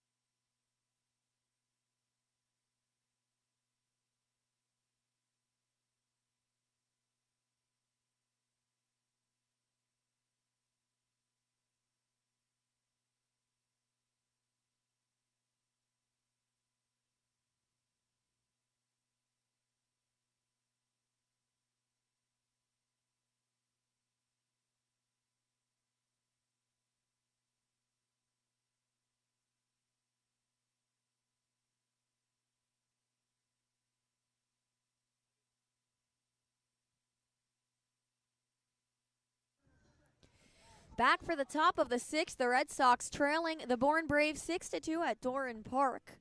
As we head into the nighttime, it's Casey Cook leading things off. The Red Sox will go 6-7-8. Cook is 1 for 2 today. Singled in his first at-bat, grounded out in his second. Swinging that bat in a circle a few times. It's now back horizontal with the ground. Now cocked back, and ball one is inside from Dalton Pence, who's back out for his second inning. The Red Sox 7 errors in the field through 5 innings.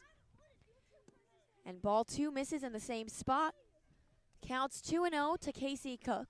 The Red Sox have had some comebacks this season. This one, it would be pretty incredible considering the game we've witnessed. And strike one right down the middle is taken. They've been solid at the plate with 7 hits. Bourne has 7 hits as well, but it's that fielding that has been the end of this team. Cook pops it up towards center. Running over is Harrelson, camped underneath, makes the catch. That one hung up there for quite a while. Harrelson had a bit of a run to get there, but had plenty of time. Now batting, the third baseman. 1 up, 1 down. University of California, Santa Barbara, Xander Darby. So it's Xander Darby 0 for 2 with a line out and a fly out. He's another lefty. Swings at the first pitch, and that'll be a base hit. It's a line drive, drops in center field. Harrelson has it, brings it in, but Darby goes after that first pitch, and he's aboard. First hit on Cape Cod for Xander Darby. Now batting, the left fielder from Vanderbilt University. It's a start for RJ YD. Austin. Just looking to get a couple of runs here before you make your way into these later innings. Just make this a game right now. So it's RJ Austin back in the righty box. He's 2 for 2 on the day in his first day on the Cape. With Gleed on deck, Austin takes ball 1 outside. Pence really stares at his feet for quite a while, then nods at his catcher. Ball in the glove. Kick and deal. Fouled back into the net our way. And the count's 1-1 with 1 out. Austin under that one. Darby on first. A medium-sized lead. Pitch on the way. Austin holds off. Ball 2.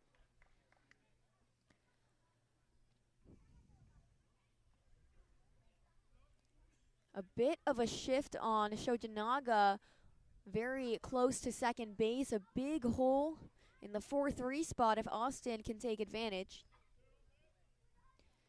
The 2-1, check swing, in there for a strike, called. And the count's even 2-2. And Austin looked frustrated with himself after that one came in that he didn't swing at that.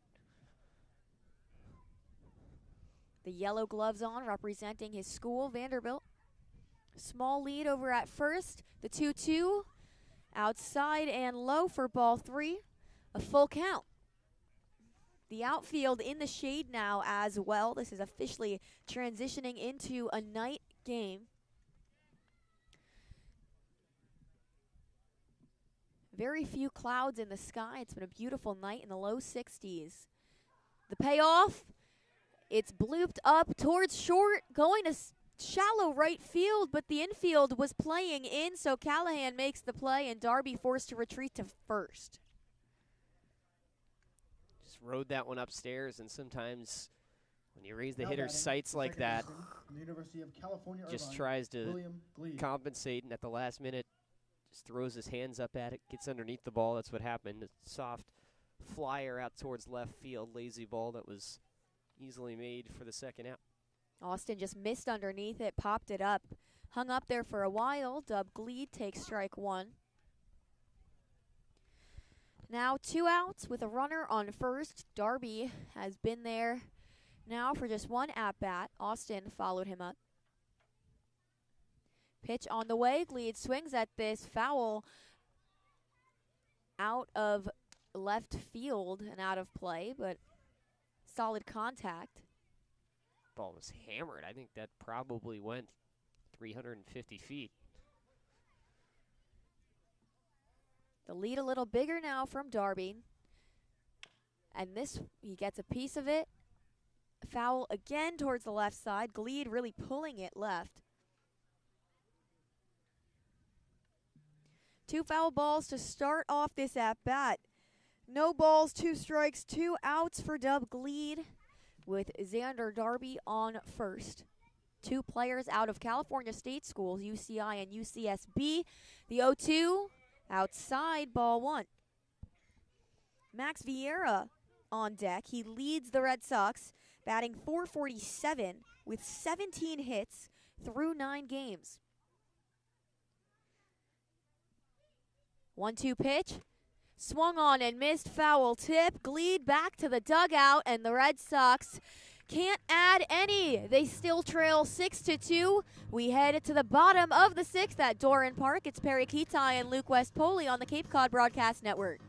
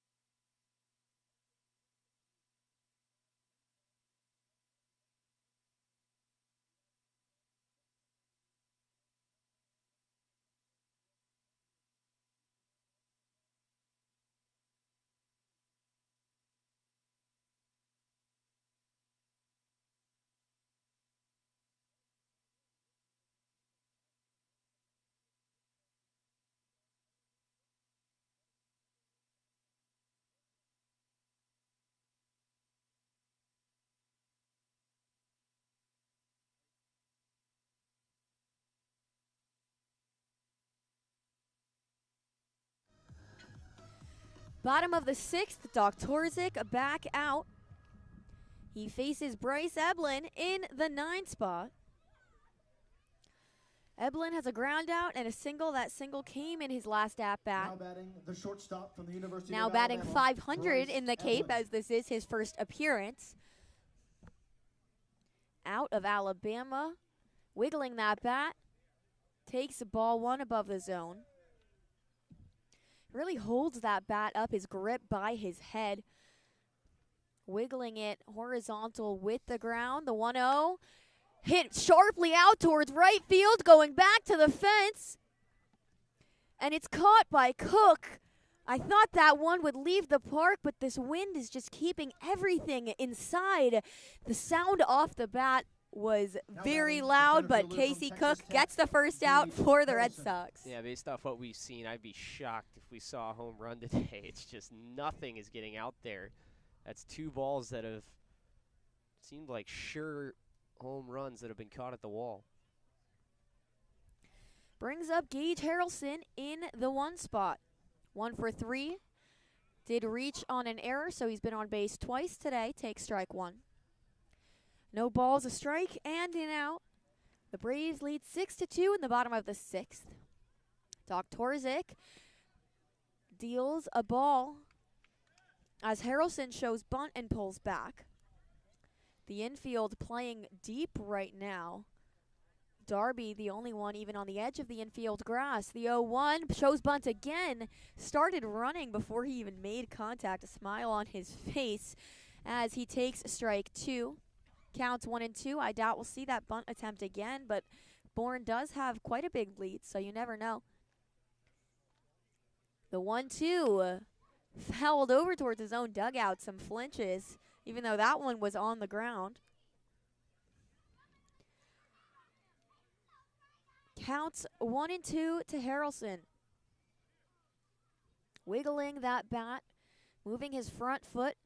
Doktorzik deals outside, ball 2, count evens up. The story of the day today has been the fielding. 7 errors from YD through 5 innings.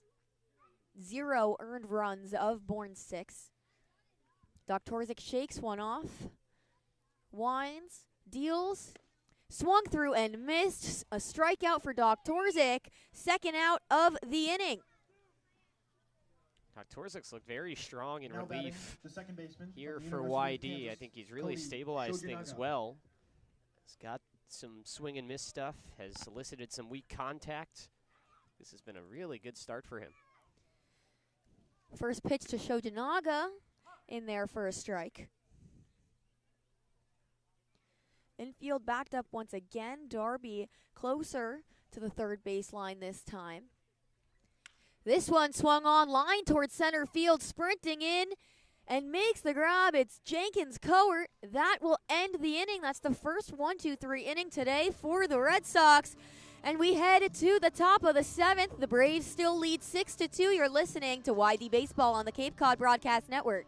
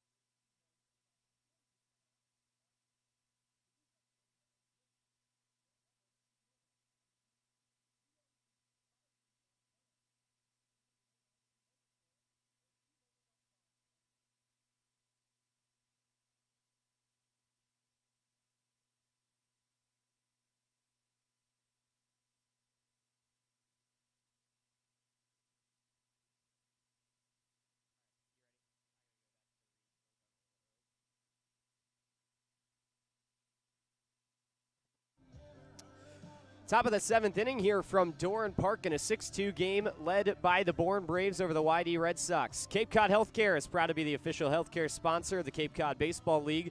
And with 6 convenient urgent care centers across Cape Cod from Falmouth to Orleans, we're ready to treat a wide variety of minor illnesses and injuries so you can get back to your regularly scheduled summer plans quickly. Open daily with no appointment needed and staffed by board-certified ER providers. You wait times at capecodhealth.org. Cape Cod Healthcare, urgent care, minor emergencies, major attention. Max Vieira getting his first at-bat of this game. He came in for Scott Pickler's club as a defensive substitution a couple of innings ago.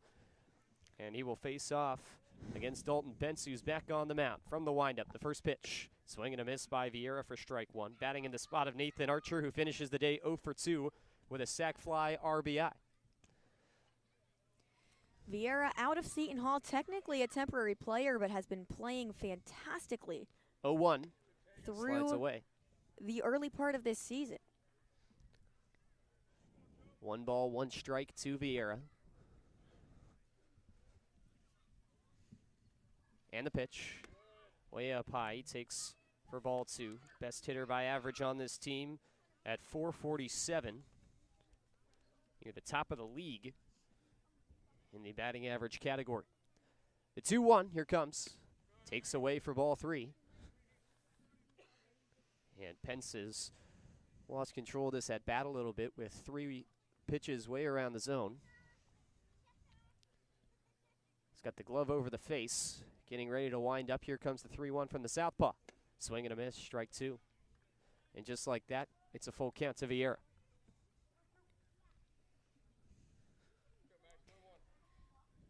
Two runs off 8 hits for YD. They're out hitting Bourne 8-7. And needed some more offense. The payoff in there, strike 3. Takes at the bottom part of the zone.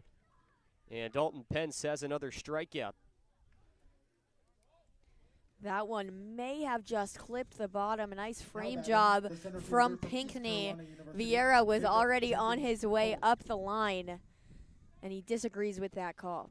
Jacob Jenkins Court into hit from the left-handed box. He's 2 for 3 for YD with back-to-back base hits. First pitch on the way. Check swing, and he went around for strike 1. Struck out swinging in the first, and since then has back-to-back base knocks, but interestingly enough has not advanced past first base at all. No balls and a strike to Jenkins Cowart, East Carolina Pirate. Here comes the 0-1. Hit on the ground, over towards second, coming around it. Shojinaga has it on the backhand, throws to first, and the stretch and catch made by Michelle for out number 2. There was a chance that one could have snuck through if it was hit a little bit harder. Instead, so Shojinaga comes over on it, makes the play over to first, and 2 outs quickly for the Red Sox, brings up Martinez. Anthony Martinez in this game is 1 for 3 with his single coming in his first at-bat. Struck out his last time up. Bases empty, 2 gone in the top of the 7th. The first pitch, swing and a miss. He was in front of the off-speed, strike 1. Dalton Pence trying to complete his 3rd inning of work out of the bullpen for Bourne. 0-1 on the way. Lined over towards the first baseman, caught by Michelle, and that retires the side. Very quick work by Dalton Pence in the top of the 7th. And as we head to the 7th inning stretch, it's 6-2 Bourne here on the Cape League Broadcast Network. Stay tuned.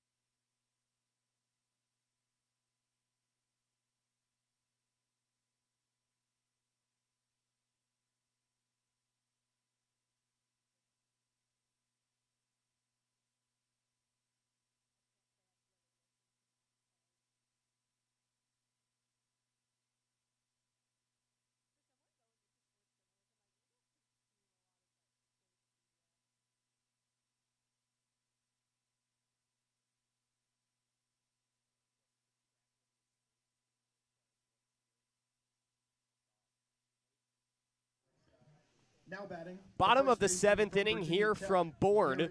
Jason Doktorzik back to the mound, and Garrett Michelle, who was busy in the field, leads off for the Braves. Righty on lefty. YD shifted, 3 on the right side of the infield. Long hold from Doktorzik into the windup. The first pitch is on the way. Bunt is squared, and it's pulled back for ball 1. So, something that Cameron Trudel told me before this game when we were talking about the shift is why YD shifts the way they do and why they change with 2 strikes as the 1-0 pitch comes in. Bunt again, squared, it's put down, barehanded in front of the plate by Stafford, and he throws to first. It's a high throw, but Hines comes down on the bag in time for the out. So 1 gone in the 7th. What Trudel told me was the reason why they switch with 2 strikes is they leave their third baseman over on the left side of the infield because they're playing for the bunt, and then when there's 2 strikes, they flip their shortstop back to the left side of the infield because the bunt isn't in play anymore. Very interesting stuff. At the plate, Derek Bender. Here comes the first offering. On the bottom part of the zone, called strike 1. Bender has reached base all 3 times he's been up, 2 singles, bookending a walk. He's also scored 2 of Bourne's 6 runs. 0-1 pitch. Misses away, 1 ball, 1 strike. Bender has also benefited in the base paths from that overthrow at first, which allowed him to advance to third his last time on the base path. 1-1 in on the hands he takes for ball 2. Lights flicking on. YD with 7 errors to Bourne's 0. All 6 of their runs are unearned. Bases empty, 1 out. The 2-1 pitch to Bender on the way. Spike down low, 3 balls and a strike.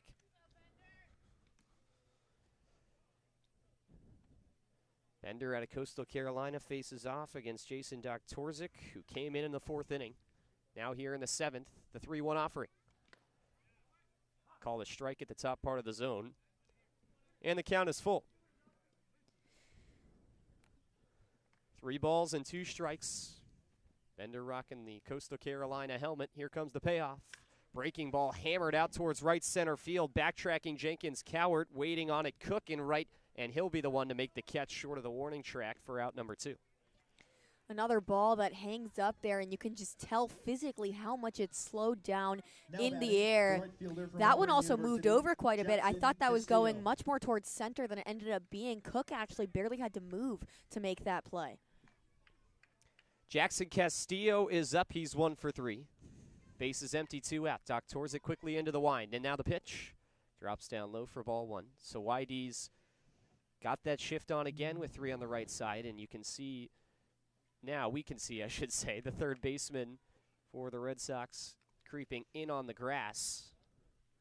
1-0 on the way. Lined right side. Hines misses it. It's a foul ball, though, just to the right of the line. It went underneath Hines' glove. And so that evens the count at 1-1.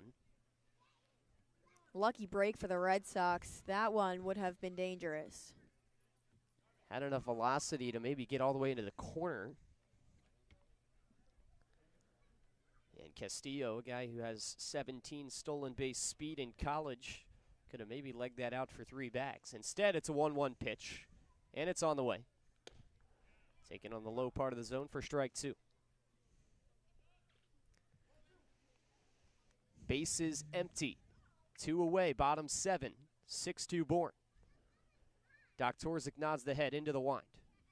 The 1-2 deal. Breaking ball hammered over to first in the breadbasket. Hines has it, trots over, and taps on the bag casually for out number 3.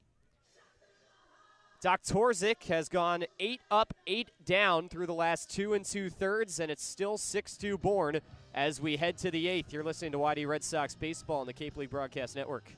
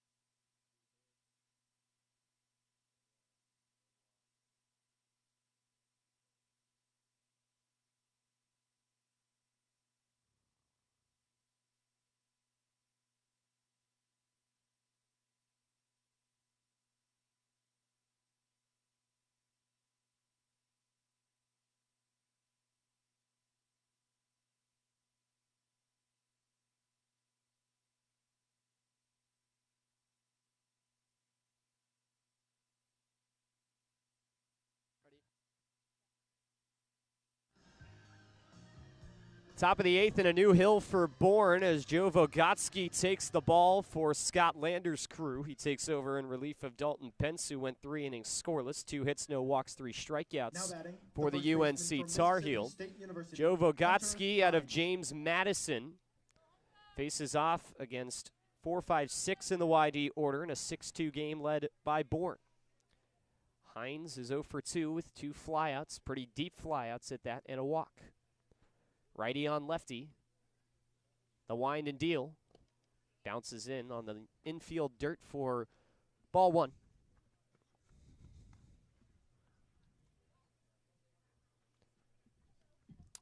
Bogatsky yet to give up an earned run in the Cape League this season.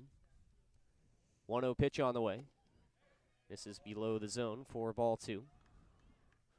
Senior from James Madison has pitched in 2 games so far and has not given up a hit in either 3 total innings. 2 walks and 3 strikeouts. The 2-0 to Hines, swing and a miss on the bottom part of the zone. 2 balls and a strike.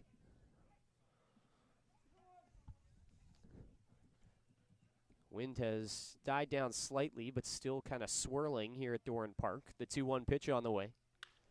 Wrapped over to the first base side. It's a fair ball, and it's past the diving effort from Michelle. Gets all the way over to the sidewall. Hines rounding first. He'll pull into second standing up.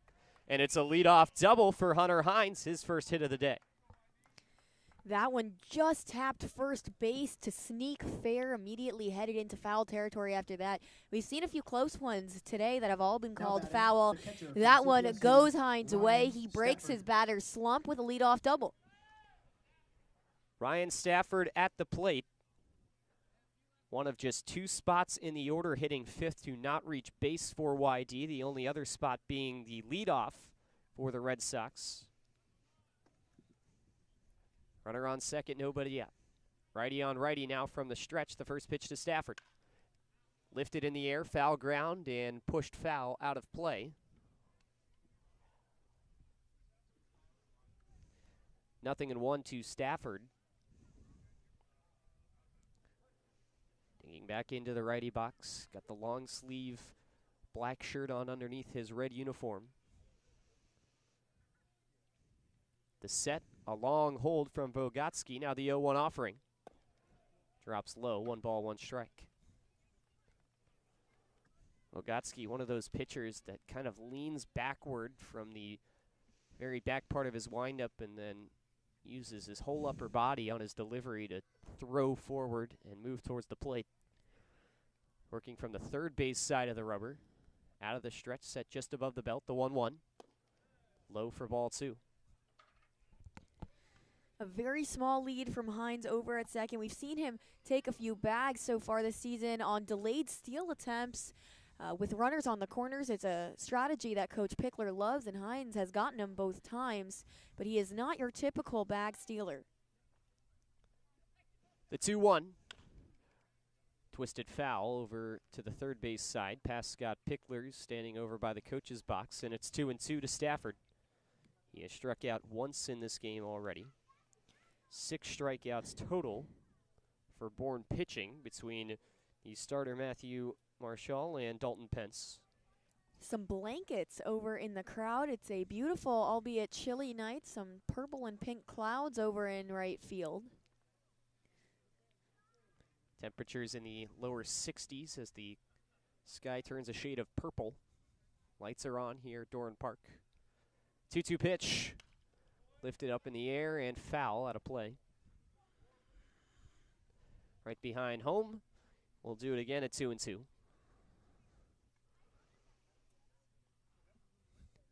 two teams kind of having opposite schedules of each other, with Bourne having just their 3rd home game here tonight. YD playing mostly at home. They'll be back at Red Wilson tomorrow. The 2-2. Breaking ball hammered foul. Stafford waited back on it, but jumped on it and launched it outside the lines. You can definitely tell he saw a pitch he liked, and he just smacked it, but got a little ambitious on that one. Runner on second, nobody out. 6-2 Bourne in the top of the 8th.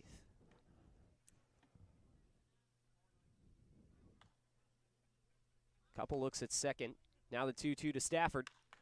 Pushed in the air toward shallow right field. Down the line, this ball drops foul. Just deposited in there in the shallow outfield by Stafford, but ever so slightly to the right of the chalk. It's another near miss for YD that ends up in foul territory, and it's still a 2-2 count to the Red Sox catcher. 4 fouls in this at-bat now for Stafford. Both of those strikes were on foul balls.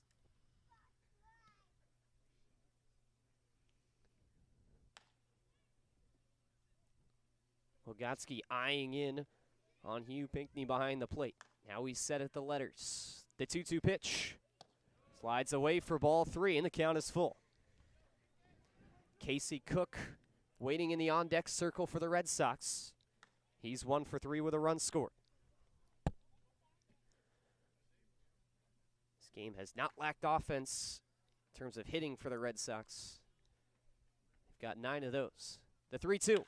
Hit on the ground, up the middle, off the foot maybe of the pitcher over to Shojinaga at second, who throws on to first for the out. Logotsky may have deflected that. Runner moves from second to third, and there's 1 gone now in the 8th. So moving the runner up, but Whitey's outs now are numbered. They've only got 5 left, and so needing 4 runs. Gonna need more base runners. Casey Cook seeking to help them out with that. UNC Tar Heel digs into the lefty box. 0 for his last 2 after singling his first time up. Righty on lefty. Cook rocking the UNC powder blue on the cleats. First pitch. Breaking ball over the outside half for strike 1.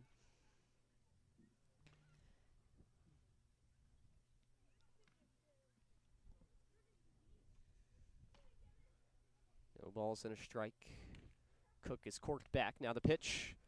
Taken on the outside corner again for strike 2. Quickly 0-2 with a runner on third, 1 out. Opposite of Stafford's at-bat, Cook has yet to swing. The 0-2 pitch takes high and away. 1 ball, 2 strikes. Smart move from Vygotsky, going just above where he put those first 2 in the zone, trying to get Cook to chase, but he holds off. 1 ball, 2 strikes. Still from the stretch, Vygotsky deals. Breaking ball to hit him on the leg. Cook doesn't look to be in any pain. He wears that proudly. It's the first batter hit by Bourne pitching in just their second free pass of the game after issuing a walk to Hunter Hines in the first. That's their only walk of the game. Xander Darby up to the plate in the 7 slot for YD. They're on the corners with 1 out. The tying run is in scoring, or not in scoring position, on deck, I should say, for YD.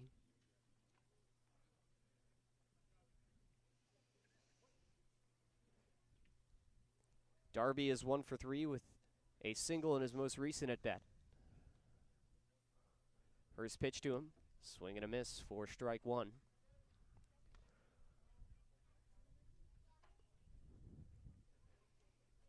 Darby lined out in the second, flew out in the 4th, then collected his first hit as a member of the Red Sox back in the 6th. 0-1 pitch, swing and a miss, and a fastball up high in the zone, 0-2. Casey Cook's lead on first is minimal. Lights on in full force here from Doran Park.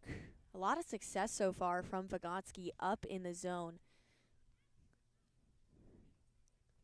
He's ahead 0-2. Pitch to Darby on the way. Sails high. 1 ball, 2 strikes. Darby takes a look at Scott Pickler, who's got a sign for him. R.J. Austin awaiting in the on-deck circle. Runner is leaning at first, but the lead is still very small. The 1-2, taken high for ball 2. Pinckney dropped it, but picked it back up. 2 balls, 2 strikes. Runner stays put on first. The shoulders moved for Darby, but he held the bat back. Another one of those pitches up in the zone. So deceptive, but did not drop. Righty on lefty for Scott Pickler's crew. 2-2. Grounded first base side, diving. It's off the glove of Michelle. Trickles into shallow right field, and Hines will score. Cook around second. He's into third safely. And YD's got to run back. It's now 6-3, and they're on the corners, and the tying run is at the plate by way of R.J. Austin. The speed Now from batting, Casey Cook right around fielder second. from He's on Vanderbilt third University, now. Batters on the corner R.J. again. Austin. Red Sox trail by 3, and it's R.J. Austin who's 2 for 3 on the day at the plate. Hugh Pinckney gives a sign to his infield, as Scott Pickler does to his guys on base, as well as R.J. Austin at the plate, who's 2 for 3. Smacked a couple of singles in his first 2 at-bats of the season. Flew out his most recent trip. From the stretch, 1-step lead from Darby off first. First pitch slides away for ball 1.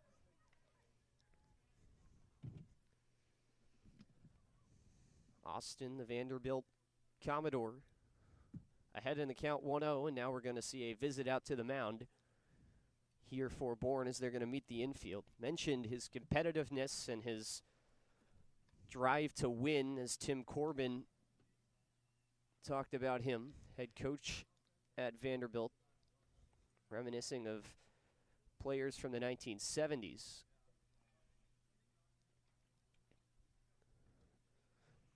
And this is seemingly a perfect time for a guy like that to come up that's just scrappy and just tries to play to win.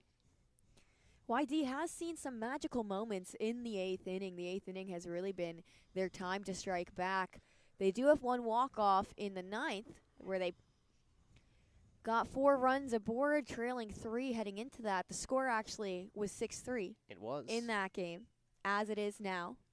10 hits now for YD, back in double digits as they have been for most of the season. So the Bourne infield meeting broke up rather quickly, but Scott Pickler was meeting his guys in front of the Red Sox dugout. He chatted a little longer with them. They all now trot out to their respective bases. Will King is on deck to pinch hit for Dub Gleed. He's been clutch this season for YD. 1-0 is the count to R.J. Austin. The pitch, called strike over the outer half, 1-1.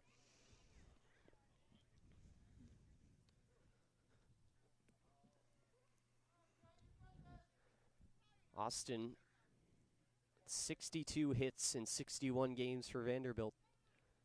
The 1-1 pitch, high at the shoulders for ball 2. But 29 walks as well.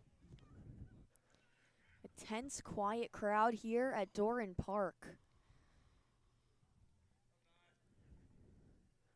The 2-1 pitch, taken on the low part of the zone for strike 2. Will King on deck as a pinch hitter.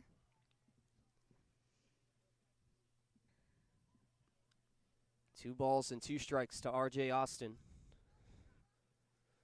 Runner goes, the pitch, lifted foul and out of play.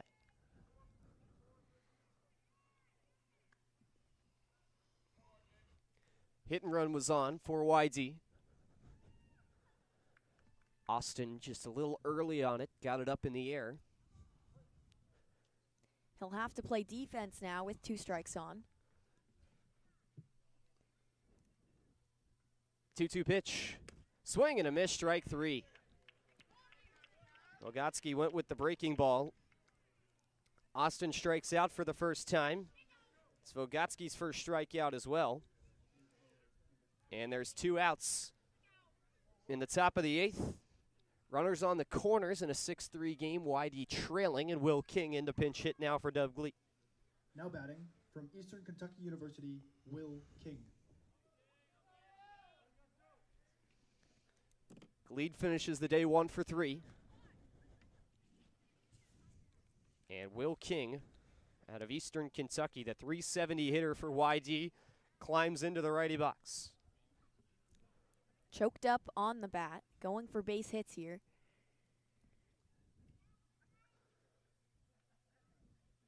First pitch to King. Fastball burns the outside corner for strike 1. King was in the starting lineup yesterday. He was 0 for 4. Broke a long streak of starts for King. It was his first start that he didn't get a hit in. 0-1 pitch on the way. Breaking ball away, 1 ball, 1 strike.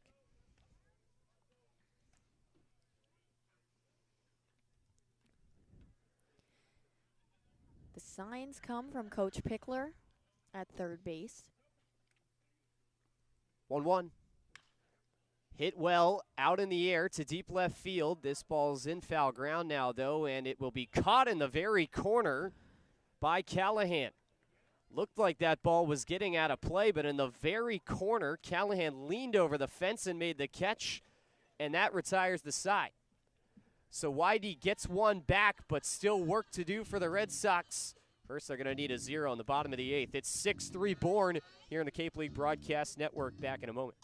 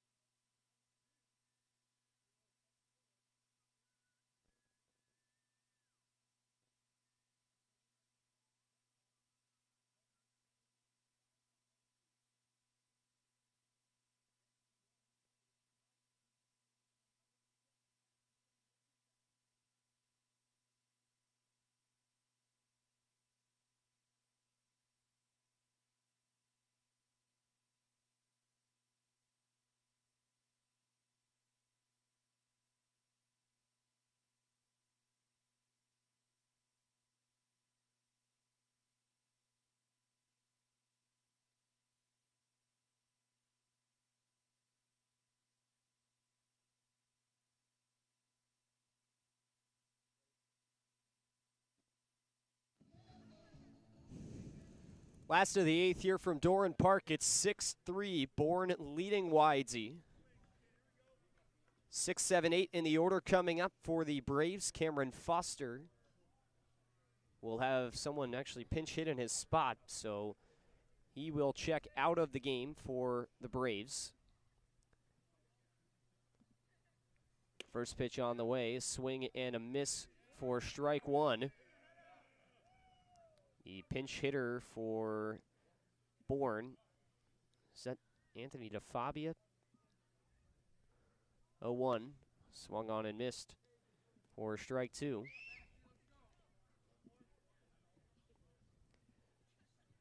Jason Doktorzik back out onto the mound. It is Jonathan Vastine out of Vanderbilt.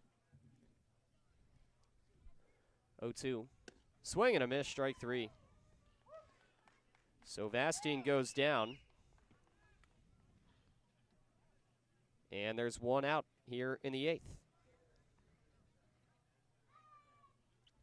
Solid start for Doktorzik, who has not given up anything on the mound except for one on an error. Now we've got another pinch hitter up here for Bourne as the first pitch is a called strike. Cannot see the number. It's 23. That's Sam Peterson out of Iowa. That pitch misses low for a ball. 1 ball and 1 strike.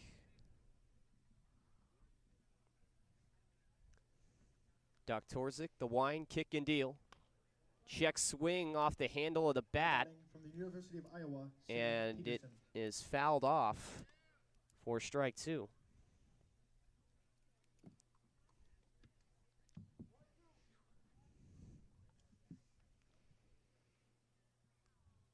One ball and 2 strikes. Doktorzik winds up. Here's the pitch. Breaking ball lifted out into right field. Backing up on this one. Austin leaps up and it's off his glove. It drops down, losing the helmet around first and into second. Peterson arrives standing up. And it's a 1-out double for Bourne in the bottom of the 8th. And that was actually scored as the 8th error of the game for YD. Austin jumped forward on that and then had to backtrack, was sprinting back, got his glove on the ball, but couldn't haul it in. Now batting, A tough the catch to catcher make, from but Rutgers definitely University, Hugh Pinckney. should have been made for baseball at this level. But Austin also is not really an outfielder. He played in the infield the entire 2023 season. And now Austin will scoot back as YD's playing their outfield deep, not let anybody over their heads. The batter is Hugh Pinckney, the catcher from Rutgers. Brady Day also in at second. And the first pitch is hammered out to deep right center field. Jenkins Coward racing back into the gap. He has the room. He makes the catch. Runner tagging from second to third. Peterson there easily. And there's 2 gone in the bottom of the 8th.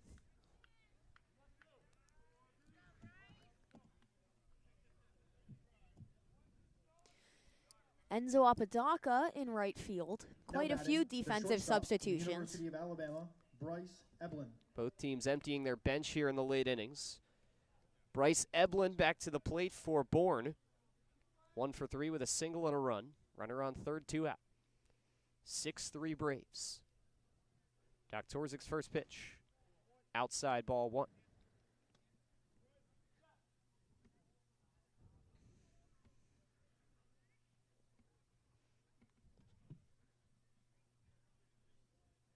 One ball, no strikes. Wiggling the bat. Here's the 1-0 pitch. Rolled over foul towards the YD dugout. 1-1. Red Sox will be back at home tomorrow against Wareham before hitting the road for 2 against Brewster and Harwich and some East Division clashes. Tonight and tomorrow, back-to-back cross-divisional games for the Red Sox. 1-1 pitch. Eblin hits this one to shallow left center. Going back from short, it's off the glove of Max Vieira, who leaped up and tried to make the catch over the shoulder. It drops in for a base hit, and the run scores. That went off his glove, but I cannot imagine they give the error there. That play was an extremely tough ask for Max Vieira, and it looks like that was scored a base hit for Bryce Eblin. Back to the top of the order we go. Now a runner on first, 2 away for Gage Harrelson.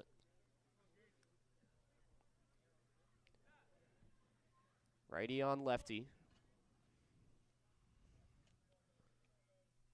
Pitch on the way. Lifted foul. And would you believe me if I told you that 7th run, by the way, is also unearned? At this point, I would believe you. However, I would love to know if there have ever been any similar stat lines like this in the Cape League. 7 runs, 0 earned in this game. 0-1. Lined over towards second base, jumping up, the catch made by Day, and that retires the side. Bourne tacks on another. Sam Peterson reached on the error in a pinch hit situation, came across to score. 8 errors total for YD. It's 7-3 Bourne. We head to the 9th here on the Cape League Broadcast Network.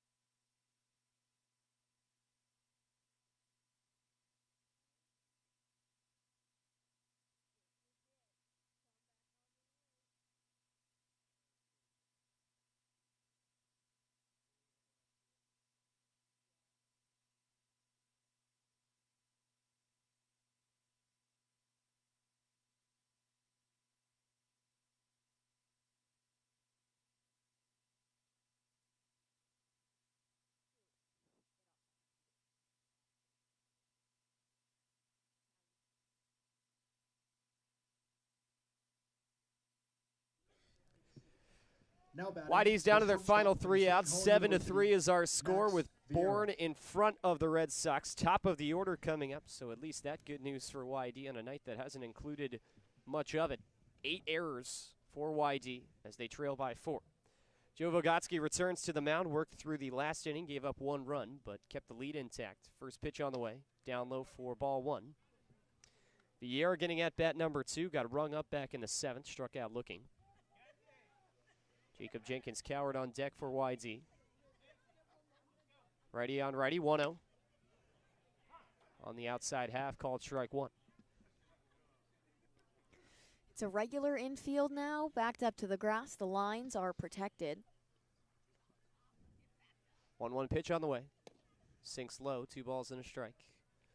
Bourne doing their best preventative measures for extra base hits, anything rally starting. Vieira ahead 2-1, the pitch. Low for ball 3. And Vieira, who has been a machine at getting on base for YD, looking to do the same here. His second at-bat of the game, the 3-1. He swings at it, chops it over towards first base, charging in. Michel has it, takes it to the bag himself, tracking back up the line and taps on it for out number 1.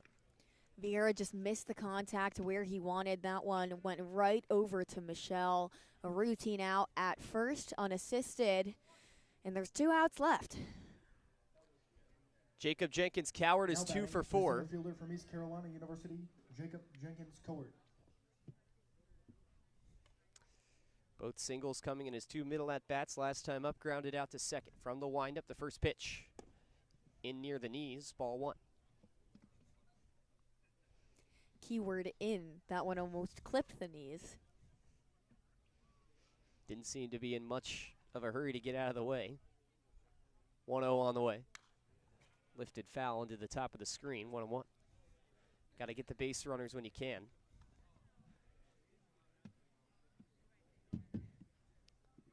It is technically, of course, a rule in college baseball that if a pitch is going to hit you, you have to make an effort to get out of the way, or you can actually get called for a strike for it if you don't move. The 1-1, way up high for ball 2. Rarely comes into effect, but it is there. That's like the preventative flop rule in NCAA basketball. I appreciate that rule. 2 balls and a strike in the pitch. Jenkins Coward takes right down the heart for strike 2. It's like a technical foul now, right?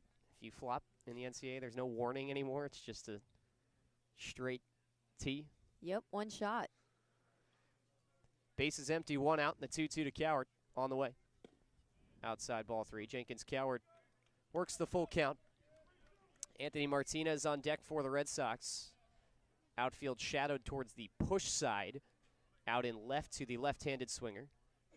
Jenkins Coward chokes up a knuckle. Here comes the payoff. Long hold. Now we go. Swing and a miss, strike 3. Brought the off-speed down and in, and Jenkins Coward goes chasing. Second strikeout for Joe Vogotsky out of the pen. Now batting the And designated YD's hitter down from to their University of final out. California, Irvine, Anthony Martinez trying to avoid a game ender. The bases are empty. The Red Sox trail by 4 with 2 outs on. Things are looking grim.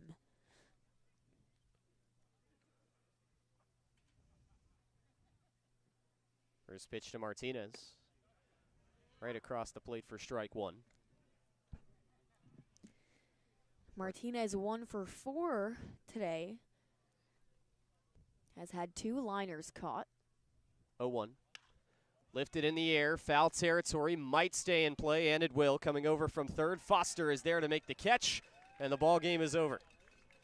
YD commits 8 errors, and they come back to haunt him. 7-3 is the final score as they drop a game to the team currently sitting in the basement of the Cape League. It's been a tough couple days for the Red Sox, who now, after this one, drop to 5-4-1 on the season.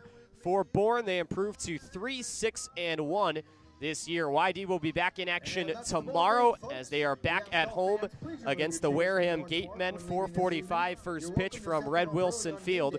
Perri and I will have the call of that game, as always, right here on the Cape League Broadcast Network. Perri, this was a game, I mean, the line score says it all. 8 errors for YD. They out-hit Bourne 10-8, but a pretty lopsided score the opposite way. It was just the defense that really didn't give YD much of a chance at the plate.